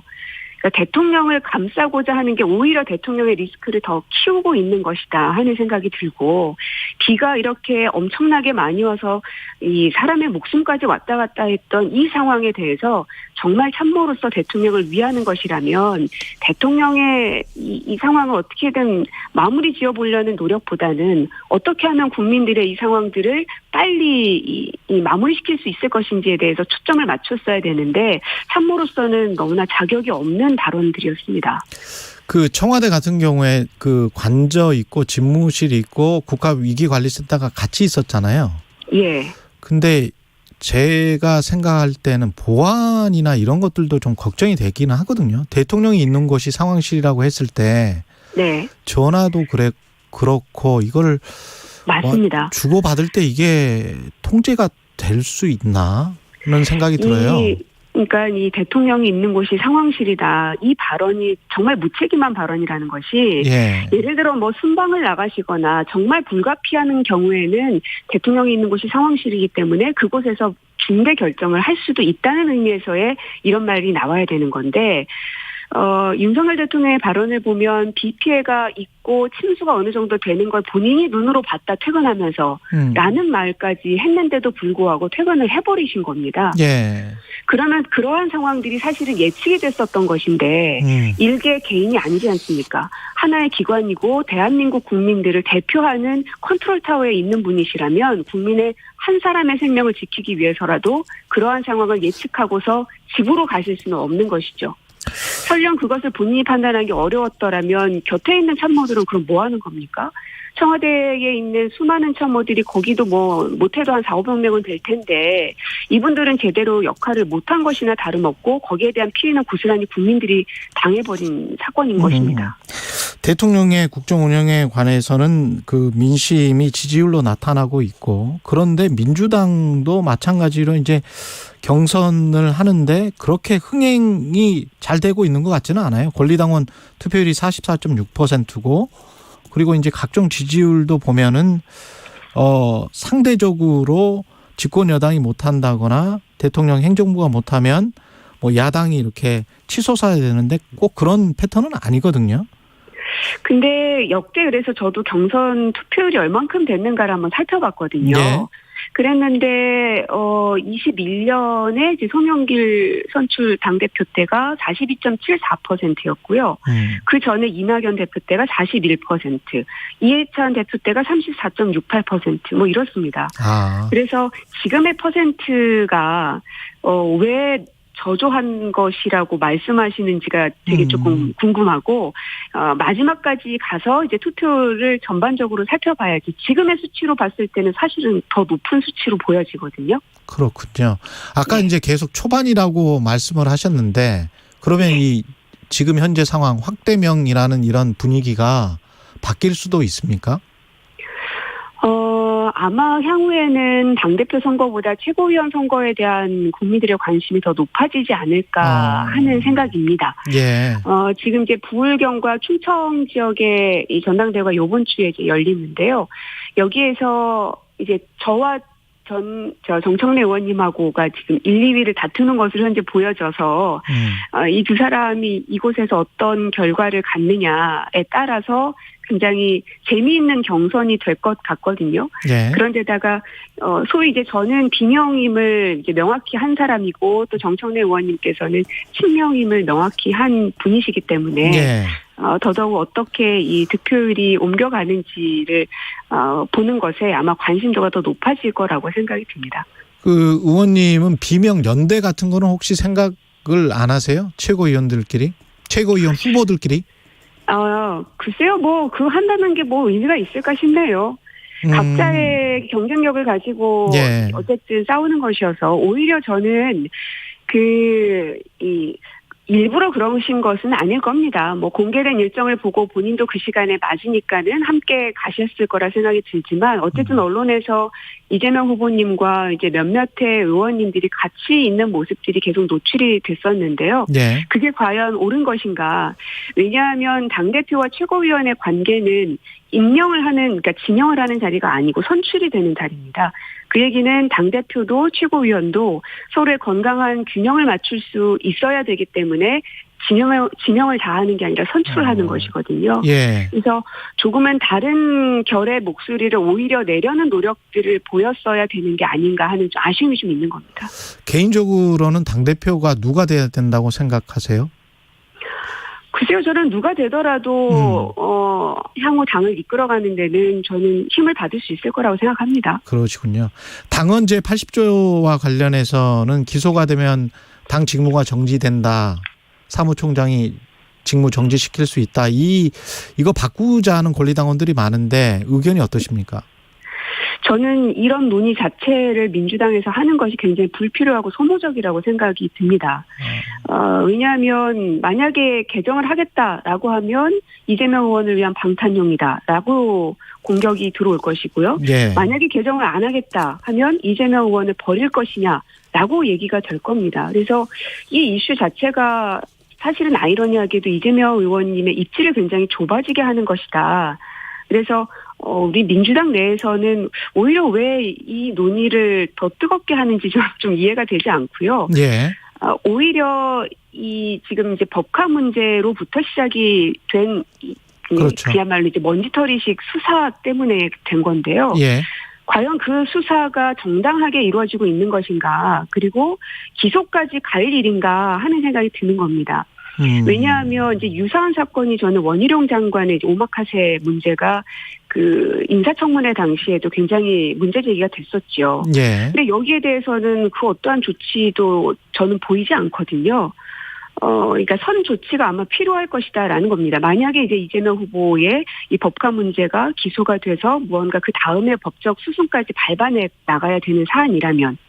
그래서 우리가 굳이 먼저 이루어지지 않은 일을 마치 이루어진 것처럼 기정사실화하고 그 다음 단계를 고민하는 것 자체가 불필요한 논의다라고 생각을 하는 것이고요. 야당 탄압이라고 생각을 하십니까? 지금 현재 법과 수사는? 만약에 그것이 지금 이제 경찰 조사와 이런 것들이 이루어지고 있는데 현재 이루어지는 수순들을 보면 좀 과도하다는 생각이 좀 듭니다. 좀 과도하다. 왜냐하면 말씀드렸던 것처럼 그러면 원희룡 장관에 대해서도 똑같은 수준의 조사가 이루어져야 마땅하죠. 그런데 그러지 않고 있는 모습인 것이고요. 그리고 또 이제 비슷한 예로 정경심 교수 같은 경우는 표창장 위조 문제로 구속까지 됐습니다. 그리고 최강욱 의원 같은 경우도 인턴 확인서에 사인했다는 이유만으로도 지금 됐습니다. 그것이 이제 진실 공방이 이루어지고는 있는데 그것만으로도 민주당 최고위원회 출마한 고민정 의원이었습니다. 잠시 후 8시 반부터 일부 지역국에서는 해당 지역 방송을 보내드립니다.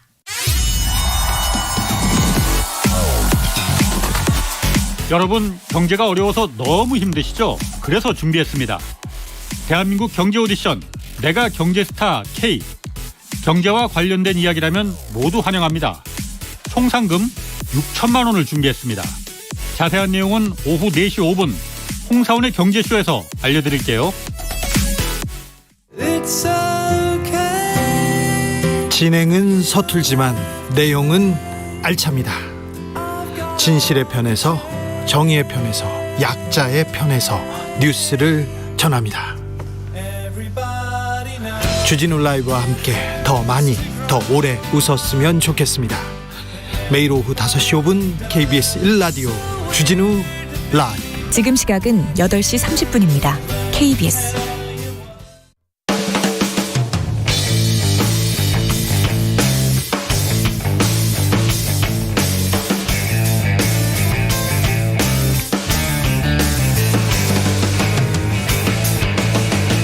최경영의 최강 시사. 네, 이번 폭우로 수도권 곳곳에서 피해가 발생하고 있습니다. 그중에서도 신림동, 상도동, 반지하 주택에서 발생한 장애인 사망 소식, 재난의 불평등한 얼굴을 보여줍니다. 재난 상황에서 장애인이 겪는 어려움, 나아가 일상에서는 조명되지 않았던 발달장애인의 생활 실태, 윤종술 전국장애인 부모연대 회장 연결돼 있습니다. 안녕하세요, 회장님. 안녕하세요. 예. 이게 지금 회장님도 수해 뉴스 중에서도 유독 아프게 들리는 게 이 발달 장애인들의 사망 소식일 텐데 어떻게 접하셨는지 궁금하네요. 우선 수도권에 많은 폭우로 인해서 수해가 일어났는데요. 그 중에서 이제 여러 가정 중에서 발달 장애인 가정이 2가정이나 있어서 제가 가슴이 매우 안타깝습니다. 전국적으로 많은 발달 장애인 가족들이 너무 아파하고 있는 현실들입니다. 그 회장님께서도 장애를 가진 아들을 지금 키우고 계시잖아요. 네. 예, 이렇게 폭우가 쏟아지고 이럴 때 어떤 일상생활에서 어떤 뭐랄까요? 이 비장애인과 달리 어떤 것들이 위험합니까?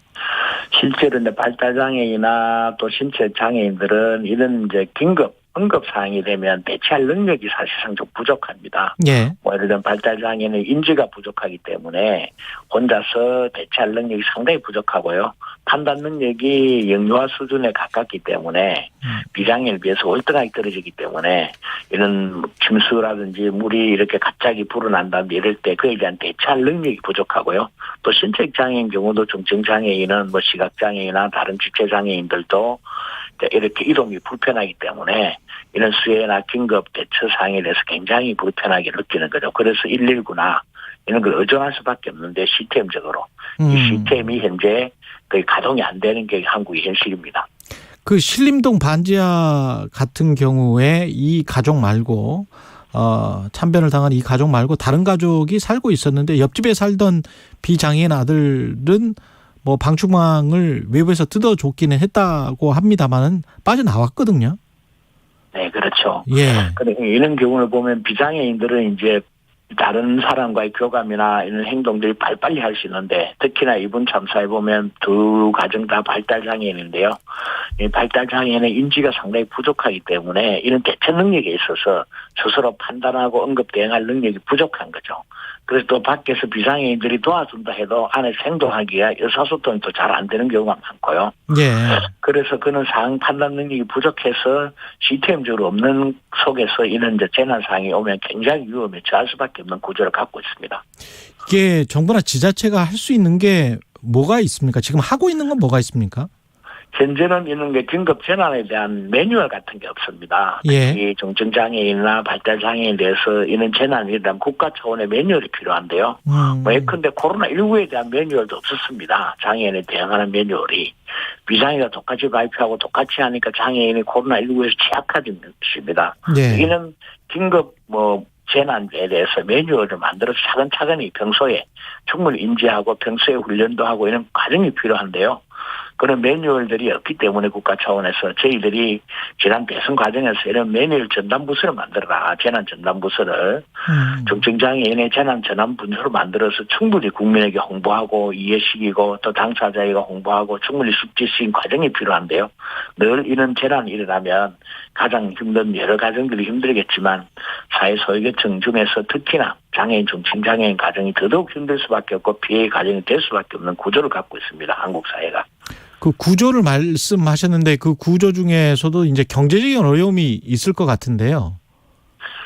그렇습니다. 이 반지하에 유독 5건의 사건이 생겨 반지하 물난리 사망 사건이 생기려 유독 발달장애인이 2가정이 있다는 것에 대해서 굉장히 충격이었는데요.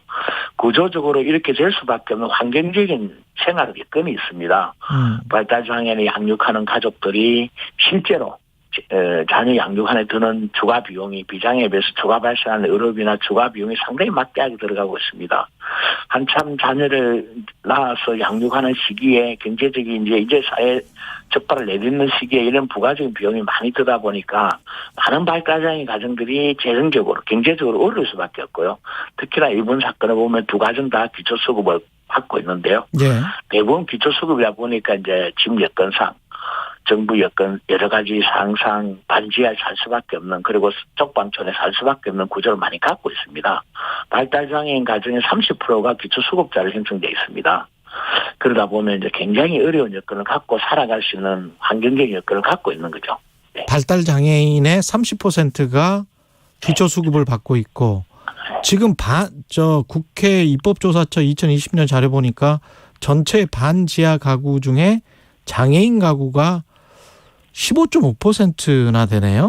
네, 상당수가 이제 방금 말했듯이 중증장애인 가족의 많은 가족이 기초수급을 받고 있고, 방금 반지하 가정의 15%가 장애인 가정이라 이렇게 이제 조사 데이터를 보면 그러는데요. 이런 과정들이 보면 경제적인 문제로 늘 빈곤에서 벗어날 수 없는 경제적인 모습을 갖고 있는 거죠. 장애를 양육하면서 추가 비용 또 살아가면서 일어나는 일자리에 대한 여러 가지 문제, 이래서 결국 소득 활동을 할 수 없는 여러 가지 장애의 특성상 결국 빈곤에서 탈출할 수 없는 기초수급으로 살아갈 수 없는 구조를 갖고 있는 겁니다. 그러다 보니까 반지하촌으로 쪽방촌으로 계속 몰려가는 거죠. 그 각 상황에 맞게 어떤 지원이 이루어질 수 있도록 그 철저한 실태 조사나 이런 것들은 지금 돼 있는 겁니까? 우리나라는 가장 아쉬운 게 이런 정확한 실태 조사가 하지 않고 있습니다. 예컨대 발달장애인이 25만 5천 명이 한국에 사는데요. 국가가 부모 사후에 부모가 죽고 나면 이제 혼자 이렇게 지역사회로 나가지 않습니까? 부모 사후에 발달장애인이 어디서 어떻게 뭘 하고 살고 있는지를 모릅니다. 국가가. 되게 재밌는 시스템입니다. 가족이 오래 책임지다가 가족이 세상을 떠나면 결국 혼자 내버려지는 거죠. 노숙자의 상당수가 25% 가까이가 발달장애인이라고 이야기하고 있습니다. 그리고 노숙시설에 또 21%가 발달장애인이 있다고 이야기합니다. 왜는 상당수의 데이터를 보면 왜 발달장애인이 노숙시설에 있을까요? 노숙자가 되어 있을까요? 이 여러 가지 이유가 있겠지만 주로 가족이 없는 이유가 대다수고요. 얼마 전에 방배동에서 어머니하고 같이 둘이 사는 발달장애인이 남자 청년이 어머니가 돌아가시고 7개월 동안 돌아가신 걸 신고를 할 줄 몰라서 노숙을 하고 있는 사항들이 발견되어서 세상을 떠들썩하게 했는데요.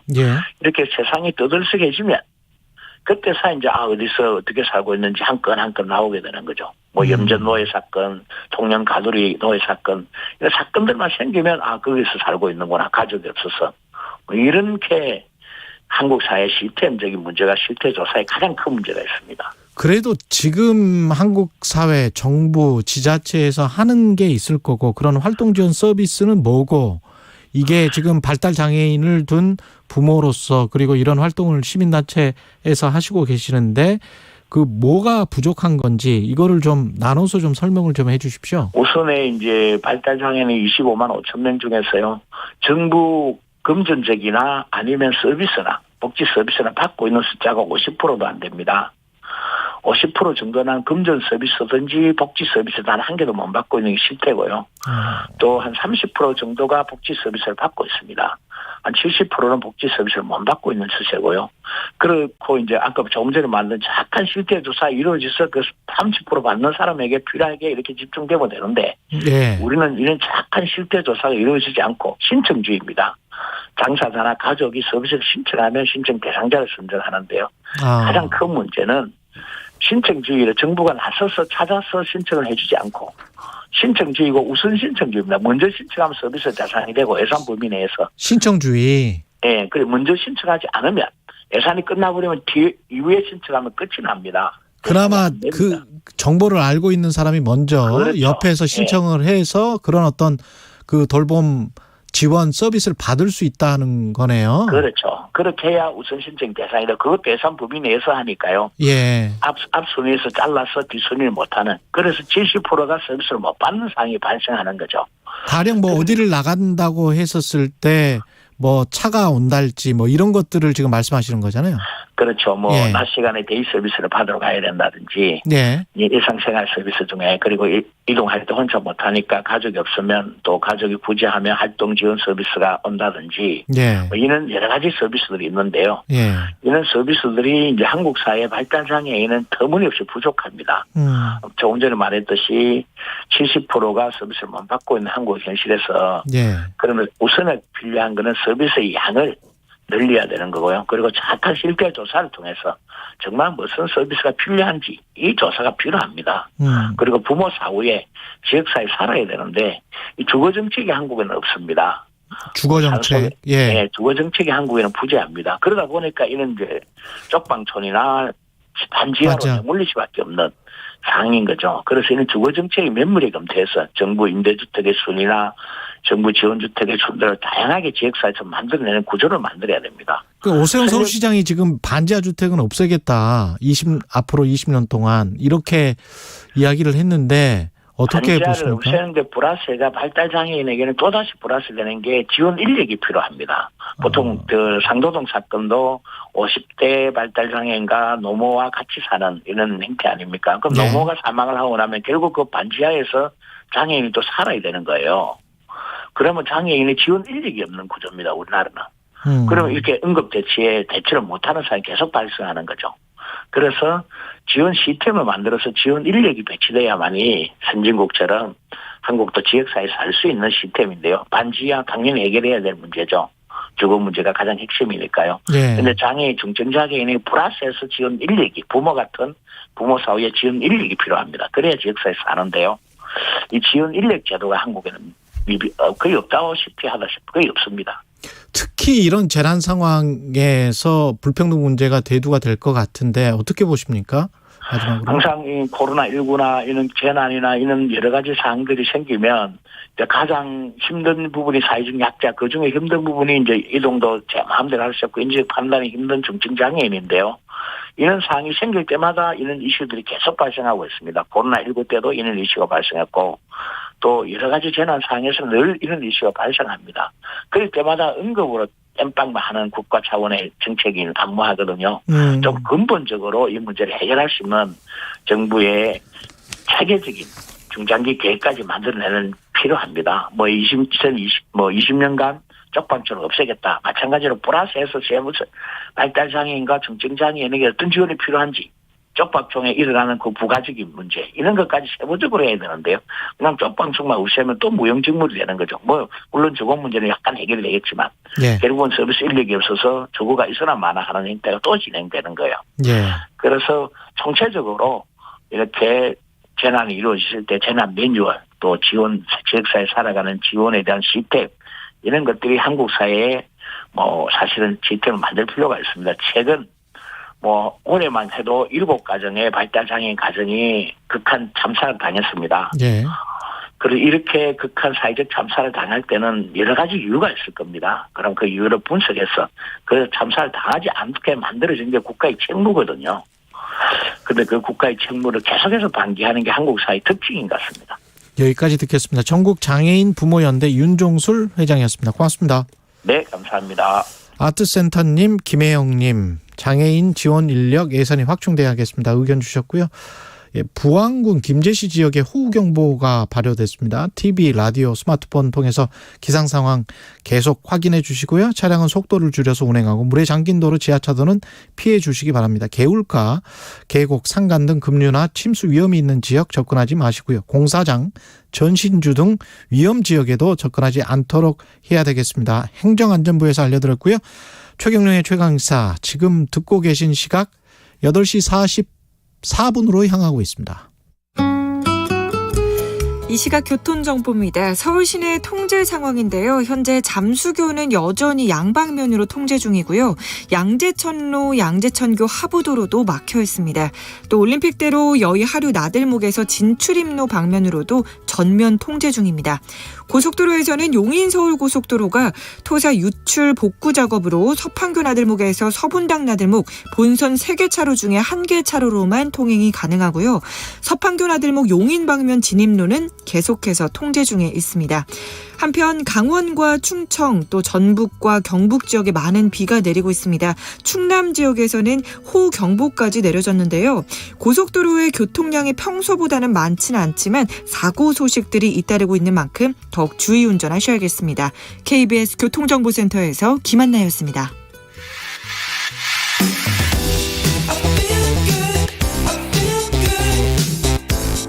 세상에 이익이 되는 방송 최경영의 최강시사. 네, 지난 이틀간 기록적인 폭우가 내리면서 침수 차량만 5천여 대에 달하는 것으로 알려졌습니다. 침수 차량 보상 문제, 관리 요령에 대해서 알아보겠습니다. 대림대학교 자동차학과 김필수 교수 연결되어 있습니다. 안녕하세요, 교수님. 네, 안녕하세요. 이게 침수가 한번 되면 그 다음에는 운행이 됩니까? 침수 정도에 따라서 틀리다고 보시면 좋을 것 같아요. 예. 그러니까 한 3가지 정도로 나눌 수가 있는데 지붕까지 올라오는 것을 완전 침수라고 해서 이 차는 운행이 불가능하고 폐기를 시켜야 된다 이렇게 보시고요. 그다음에 일부 침수가 허리까지 올라오는 거와 발목까지 올라오는 게 있습니다. 예. 발목까지 올라오는 경우에는 뭐 내부 청소라든지 나중에 정비를 받아서 정상적으로 운행이 가능한데 문제는 허리 정도에 올라오는 중간 침수 같은 경우에는 이게 폐차시키느냐 재활용 가능하느냐는 좀 전문가 도움 받아서 판단을 할 수밖에 없는 부분이어서 이렇게 중간 정도의 침수가 가장 애매모호하고요. 상황에 따라서는 폐차시킬 수밖에 없다 이렇게 볼 수가 있습니다. 이게 폭우 집중되면은 특히 이제 강남 지역들 외제차가 많으니까 수리비나 보험 처리 뭐 이런 게 만만치 않겠습니다. 액수들은. 이번에 뭐 난리가 났습니다. 예. 실제로 지금 서울시가 한 7, 8천 대까지 침수차가 좀 늘어났고요. 7, 그중에서 8천 대? 예. 수입차가 2,500대나 된답니다. 월요일까지만 해도 한 1,000대가 좀 넘었었는데 지금 2,500대니까 여기에 관련해서 아마 나가는 보험료 자체가 한 1,000억 원 정도에 이른다고 합니다. 그러니 뭐 이거를 산정하는 것도 굉장히 좀 복잡할 것이고 또 지불하는 비용도 크다 보니까 이 보험사들이 지금 비상이 걸렸습니다. 올해 이 다른 해에 비해서 특히 이 침수차가 많고 또 수입차가 많다 보니까 나가는 지출비가 워낙 커서 뭐 지금까지는 정부도 그렇고 여러 가지 지금 국토교통부도 같이 참여를 해서 나이론 환자 줄인다든지 등등 특히 나이론 환자 같은 데는 4주 진단을 끊고 재진단서를 끊어서 하게끔 이런 여러 가지 절차를 밟아서 보험료 인하 작업을 지금 하고 있는데 예. 이번에 침수로 인해서 보험료가 지급 비용이 크다 보니까 또 보험료 상승 요인이 되는 거 아니냐라는 우려감도 커지고 있다고 볼 수가 있습니다. 나이론 환자라고 말씀을 하셨는데 네. 그러니까 뭐 가짜 환자 말씀하시는 거잖아요. 그죠? 그렇습니다. 예. 실제로 접촉 사고가 나서 목만 잡으면 2주 진단서가 나오기 때문에 실제로 목만 잡으면 일본에 비해서 진단서 끊어서 실제로 비율이 일본의 10배가 된다고 나오고 있거든요. 예. 그러니까 실제로 심지어는 윤리적인 부분들도 여러 가지 무너지면서 누가 툭 치기만 하면 목 잡는다 이런 얘기가 나올 정도니까 그만큼 이 보험으로 낭비되는 실제로 필요한 분들이 치료를 받아야 되는데 그런 경우는 또 줄어들고 그렇죠. 또 우리가 말하는 실제로 가짜 환자들이죠. 예. 이런 경우도 굉장히 늘어서 또 예전만 하더라도 사고 생기면은 가해자가 피해자 병원도 찾아가서 죄송합니다라든지 등등 여러 가지가 있었는데 지금은 사고 나면은 그냥 뭐 보험 처리하면 돼라는 식으로 얘기하다 보니까 상당히 좀 메말라 가면서도 이게 자정적인 기능이 좀 떨어진 거 아닌가라는 우려사항도 커지고 있다고 볼 수가 있습니다. 근데 이런 침수 같은 경우는 본인 뭐 어떤 과실이 아니기 때문에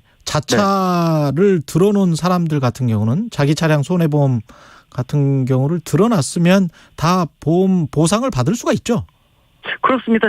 이 자차 보험에서 자기 특약이 들어가 있는 사람이 해당이 되는데요. 예. 또 이게 무작정 보상을 받는 건 아닙니다. 예를 들어서 천재지변이라고 돼 있지만은 비가 쏟아지는데 창문이 열려 있다든지 썬루프를 열어놔서 침수가 됐다 그러면은 그거에 해당이 안 되고요. 또 예를 들어서 이 경찰이 차단하고 있는 차단 라인을 넘어서 주정차를 시켰다든지 심지어는 얼마 전에 대법원에서 판결 나온 것 중에 하나가 요새 보면은 지자체가 이 강가 주변에 저지대다가 주차장을 많이 만들어놨지 않습니까? 막 탄천도 그렇고 그렇죠. 많지 않습니까? 예. 이런 지역은 폭우가 쏟아지게 되면은 당연히 저지대에 대한 부분들을 운전자가 피해야 되는데 아무리 주차장이라 하더라도 여기에 주차했을 때는 실제로 대법원에서 판결 나온 게 일부분 이 실제로 보상 운전자 과실이 있는 걸로 맞습니다. 그래서 그런 부분들도 판정을 해야 되기 때문에 그 사안에 따라서 굉장히 여러 가지로 구분되니까 보험사들도 이런 여러 가지 사례에 대해서 굉장히 골치 아픈 사안이라고 좀 얘기하고 있습니다. 그래 자가운전 하시는 분들도 좀 신중해야 될 것 같습니다. 이런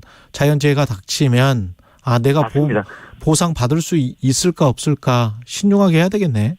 예. 그것도 그렇지만은 실제로 이 보상을 받는다 하더라도 굉장히 불편해지는 거거든요. 그럼요. 운행도 못하고. 그래서 예. 실제로 이 폭우가 쏟아지게 되면은 저지대에 있는 경우는 어떻게 해서든지 좀 높은 데로 이동을 시켜야 되는 게 특히 이제 심야한 시간 밤에 올 경우는 대책이 없기 때문에 그렇죠. 그래서 더더욱이 기후 이 날씨에 대한 것들도 면밀하게 좀 봐야 되지만은 국지성 폭우가 많기 때문에 차량이나 또 미리부터 점검을 안 하면 문제가 생긴 다음에는 보상을 받더라도 불편해질 수밖에 없기 때문에 그런 부분들은 미리 대처가 중요하다고 강조할 수가 있습니다. 그리고 이번 폭우로 새로운 현상이 전기차 관련해서 문의가 많거든요. 전기차 같은 경우에 무슨 감전 위험이랄지 뭐 침수가 됐으면 뭐 이런 위험성이 따로 있습니까? 아니면 그 감전 위험은 없습니까? 전혀 없다고 볼 수 없습니다. 100% 안전하다라고 누구도 얘기 못합니다. 그래요? 그리고 특히 이제 내연기관차는 지난 130년 동안 사용되면서 뭐 안전의 안전 장치를 강구를 해서 최대한 최고의 적절한 차다 이렇게 볼 수가 있어요. 배기가스만 빼놓고는요. 근데 전기차는 본격 보급한 지 10년뿐이 안 되기 때문에 지금 우리나라뿐만 아니라 각 선진국들도 여러 가지 대책에 대해서 한꺼번에 문제가 쏟아지다 보니까 고민이 많습니다. 뭐 예전에 생겼던 전기차 화재도 그렇고요. 화재, 또 비상시에 뭐 강원도에서 폭설이 내렸다 그러면 내연기관차는 어느 정도 탈출에 대한 여러 가지 이 매뉴얼이 있는데 전기차에 대한 것들은 매뉴얼이 없어서 그것도 정부에서 지금 만들고 있고요. 또 이번에 비가 이렇게 폭우가 쏟아지게 되면 실제로 우리가 그런 얘기 많이 하지 않습니까? 침수도로 지나갈 때 일반 내연기관차는 밖에 3분의 2까지는 괜찮습니다. 물론 이제 물이 잔잔한 전제 조건하에서 옆에 버스나 트럭이 지나가서 파도가 일어나면 얘기는 좀 틀려지거든요. 근데 전기차만 하더라도 바닥에 배터리가 설치되어 있기 때문에 아무리 방수가 된다 하더라도 오래되거나 같은 일이 반복되게 되면 언제든지 물이 들어올 수가 있기 때문에 물하고 전기차는 특히 움직이는 가전제품이 전기차이기 때문에 상극입니다. 그래서 타이어의 반 정도 있을 때 그러니까 침수도로 되도록 지나가지 말아라라는 부분들도 좀 주지를 해줘야 되고요. 그다음에 이 충전기 같은 경우에도 지붕이 없는 바깥에 노출된 충전기가 아직도 많이 있습니다. 근데 이렇게 젖어 있거나 습기가 많은 상태에서는 절연 상태가 떨어진다라는 얘기는 이게 전기가 흐르지 말아야 될 곳에 흘러서 누전이 돼서 감전의 가능성도 있기 때문에 내가 만약에 충분한 주행거리가 확보될 정도로 충전돼 있다 그러면은 이런 충전에 대한 것들도 지양을 하시는 게 좋고 또 충전을 하시게 되면은 실내라든지 또는 지하 안에 있는 이 충전 시설을 활용하는 거. 그래서 일반 내연기관차보다 분명히 전기차는 좀 더 조심하고 물하고 상극이라는 것도 꼭 알아두시면 좋을 것 같고요. 안전이 100% 보장은 분명히 없다고 말씀드리는데 내연기관차보다는 좀 더 고민을 해야 된다 말씀드릴 수가 있습니다. 수소 전기차도 비슷한가요? 전기차랑? 그렇습니다. 전기차 자체가 최근에 나온 거하고 2, 3년 전하고 완전히 틀립니다. 일반 내연기관차만 하더라도 5년, 10년 하면은 큰 차이가, 물론 이제 차이는 생기지만은 기술적인 부분들이 차이가 좀 덜했는데, 예. 전기차는 3, 4년, 4, 5년 전에 나온 거하고 지금 나온 거는 또 기술적인 차이가 두세 배 차이가 납니다. 내연기관에 10년은 간격이라고 보셔야 되니까 그 차이가 기술적으로도 많이 적용이 틀리다는 거. 그래서 이 4, 5년 전 전기차가 훨씬 더 취약하다고 말씀드릴 수가 있습니다. 지금 뭐 반침수나 뭐 어중간하게 침수된 차량 같은 경우에 폐차를 안 하고 계속 운행을 하려면 어떻게 관리를 해야 됩니까? 나중에 이제 장마 끝나면? 일반 뭐 운행을 하다가 이 시동이 안 꺼졌었다 그러면은 이 기본적으로 살아있는 차기 때문에 이런 경우에는 뭐 시동 걸어서 엔진을 좀 뜨겁게 해서 안에 있는 수분을 좀 날려줘야 되고요. 또 실내 같은 경우에 바닥에 물기가 들어왔다 그러면 제일 좋은 게 사실 신문이 수분을 흡수하는데 가장 좋습니다. 아, 신문지. 네. 신문을 굉장히 많이 깔아놔서 그리고 물을 흡수할 수 있는 재질도 기능성 재료 같은 거 많이 팔고 있거든요. 그런 것들 실내에 나서 맑은 날 매트 같은 것도 말리고 이게 남아있으면은 곰팡이가 생겨서 실내 공기질이 나빠지면서 아토피나 알레르기성을 유발시킬 수가 있습니다. 그래서 일단 비가 그치고 맑은 날 완전히 말리고 엔진룸도 말려서 차를 건조하게 만들어주는 거. 그래야지 차를 오래 사용할 수가 있고요. 그리고 이렇게 폭우를 지나가고 뭐 장거리 운행을 했는데 차 상태가 그렇다. 특히 노화된 8, 9년 된 중고차다 그러면은 더더욱 점검 신경 쓰셔야 되고요. 일단은 물하고 상극이라는 거, 전기차는 더더욱 상극이라는 거. 그래서 말리는 것이 가장 중요하다고 볼 수가 있습니다. 그 침수 차량이 아주 싼 값에 중고차 시장에 나올 수가 있잖아요. 앞으로. 그렇습니다. 어떻게 식별할 수 있을까요? 고민을 좀 해야 됩니다. 뭐 이렇게 이 태풍이라든지 이런 게 와가지고 특히 이번에 폭우같이 오게 되면은 뭐 7, 8천 대 이상이 매년 침수차가 생기는데 이게 중간에 중고차 시장으로 흘러들어오지 않게끔 막아주는 제도도 굉장히 중요합니다. 보통 보험사에서 전선 처리한 다음에 이거를 일부 재산을 보존하기 위해서 매각을 하는데 그 매각된 침수차가 일부가 흘러들어오는 겁니다.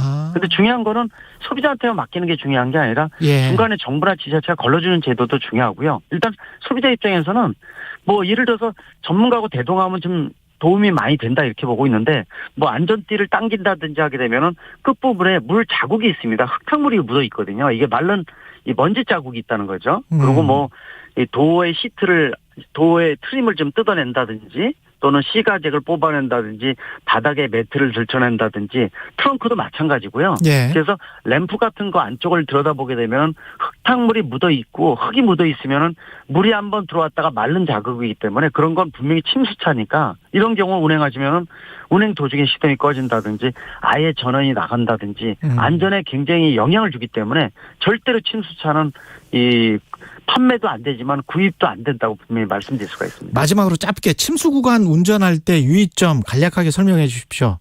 제일 중요한 거는 우회도를 찾으라는 거. 그게 제일 중요하고요. 꼭 지나가야 된다. 그러면은 이 내연기관차는 밖에 3분의 2. 내가 만약에 앞차가 있다 그러면은 앞차의 뒤에 머플러 높이에 물이 넘어가는지를 보셔야 되는데 앞이 SUV면 나도 SUV 높이가 틀리기 때문에요. 근데 전기차는 내가 맨 앞에 간다 그러면 창문 열고 머리 내밀고 내 차의 바퀴가 물이 얼마큼 들어온지를 봐서 좀 넘어갈 것 같다. 시동이 한번 꺼지면 끝난 겁니다. 그러니까 진입하지 않는 게 가장 중요하고요. 꼭 넘어가야 된다 그러면은 제가 말씀드린 내용 꼭 주의하고 전기차는 더더욱 조심하시기 바랍니다. 대림대학교 자동차학과 김필수 교수였습니다. 고맙습니다. 네, 감사합니다. 8월 11일 목요일 KBS 1라디오 최경영의 최강시사였습니다. 내일 뵙겠습니다. 고맙습니다.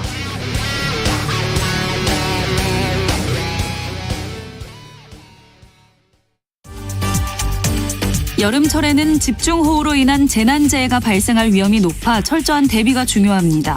집중호우가 시작되면 차량 속도를 줄이고 물에 잠긴 도로, 지하차도, 교량 통행 시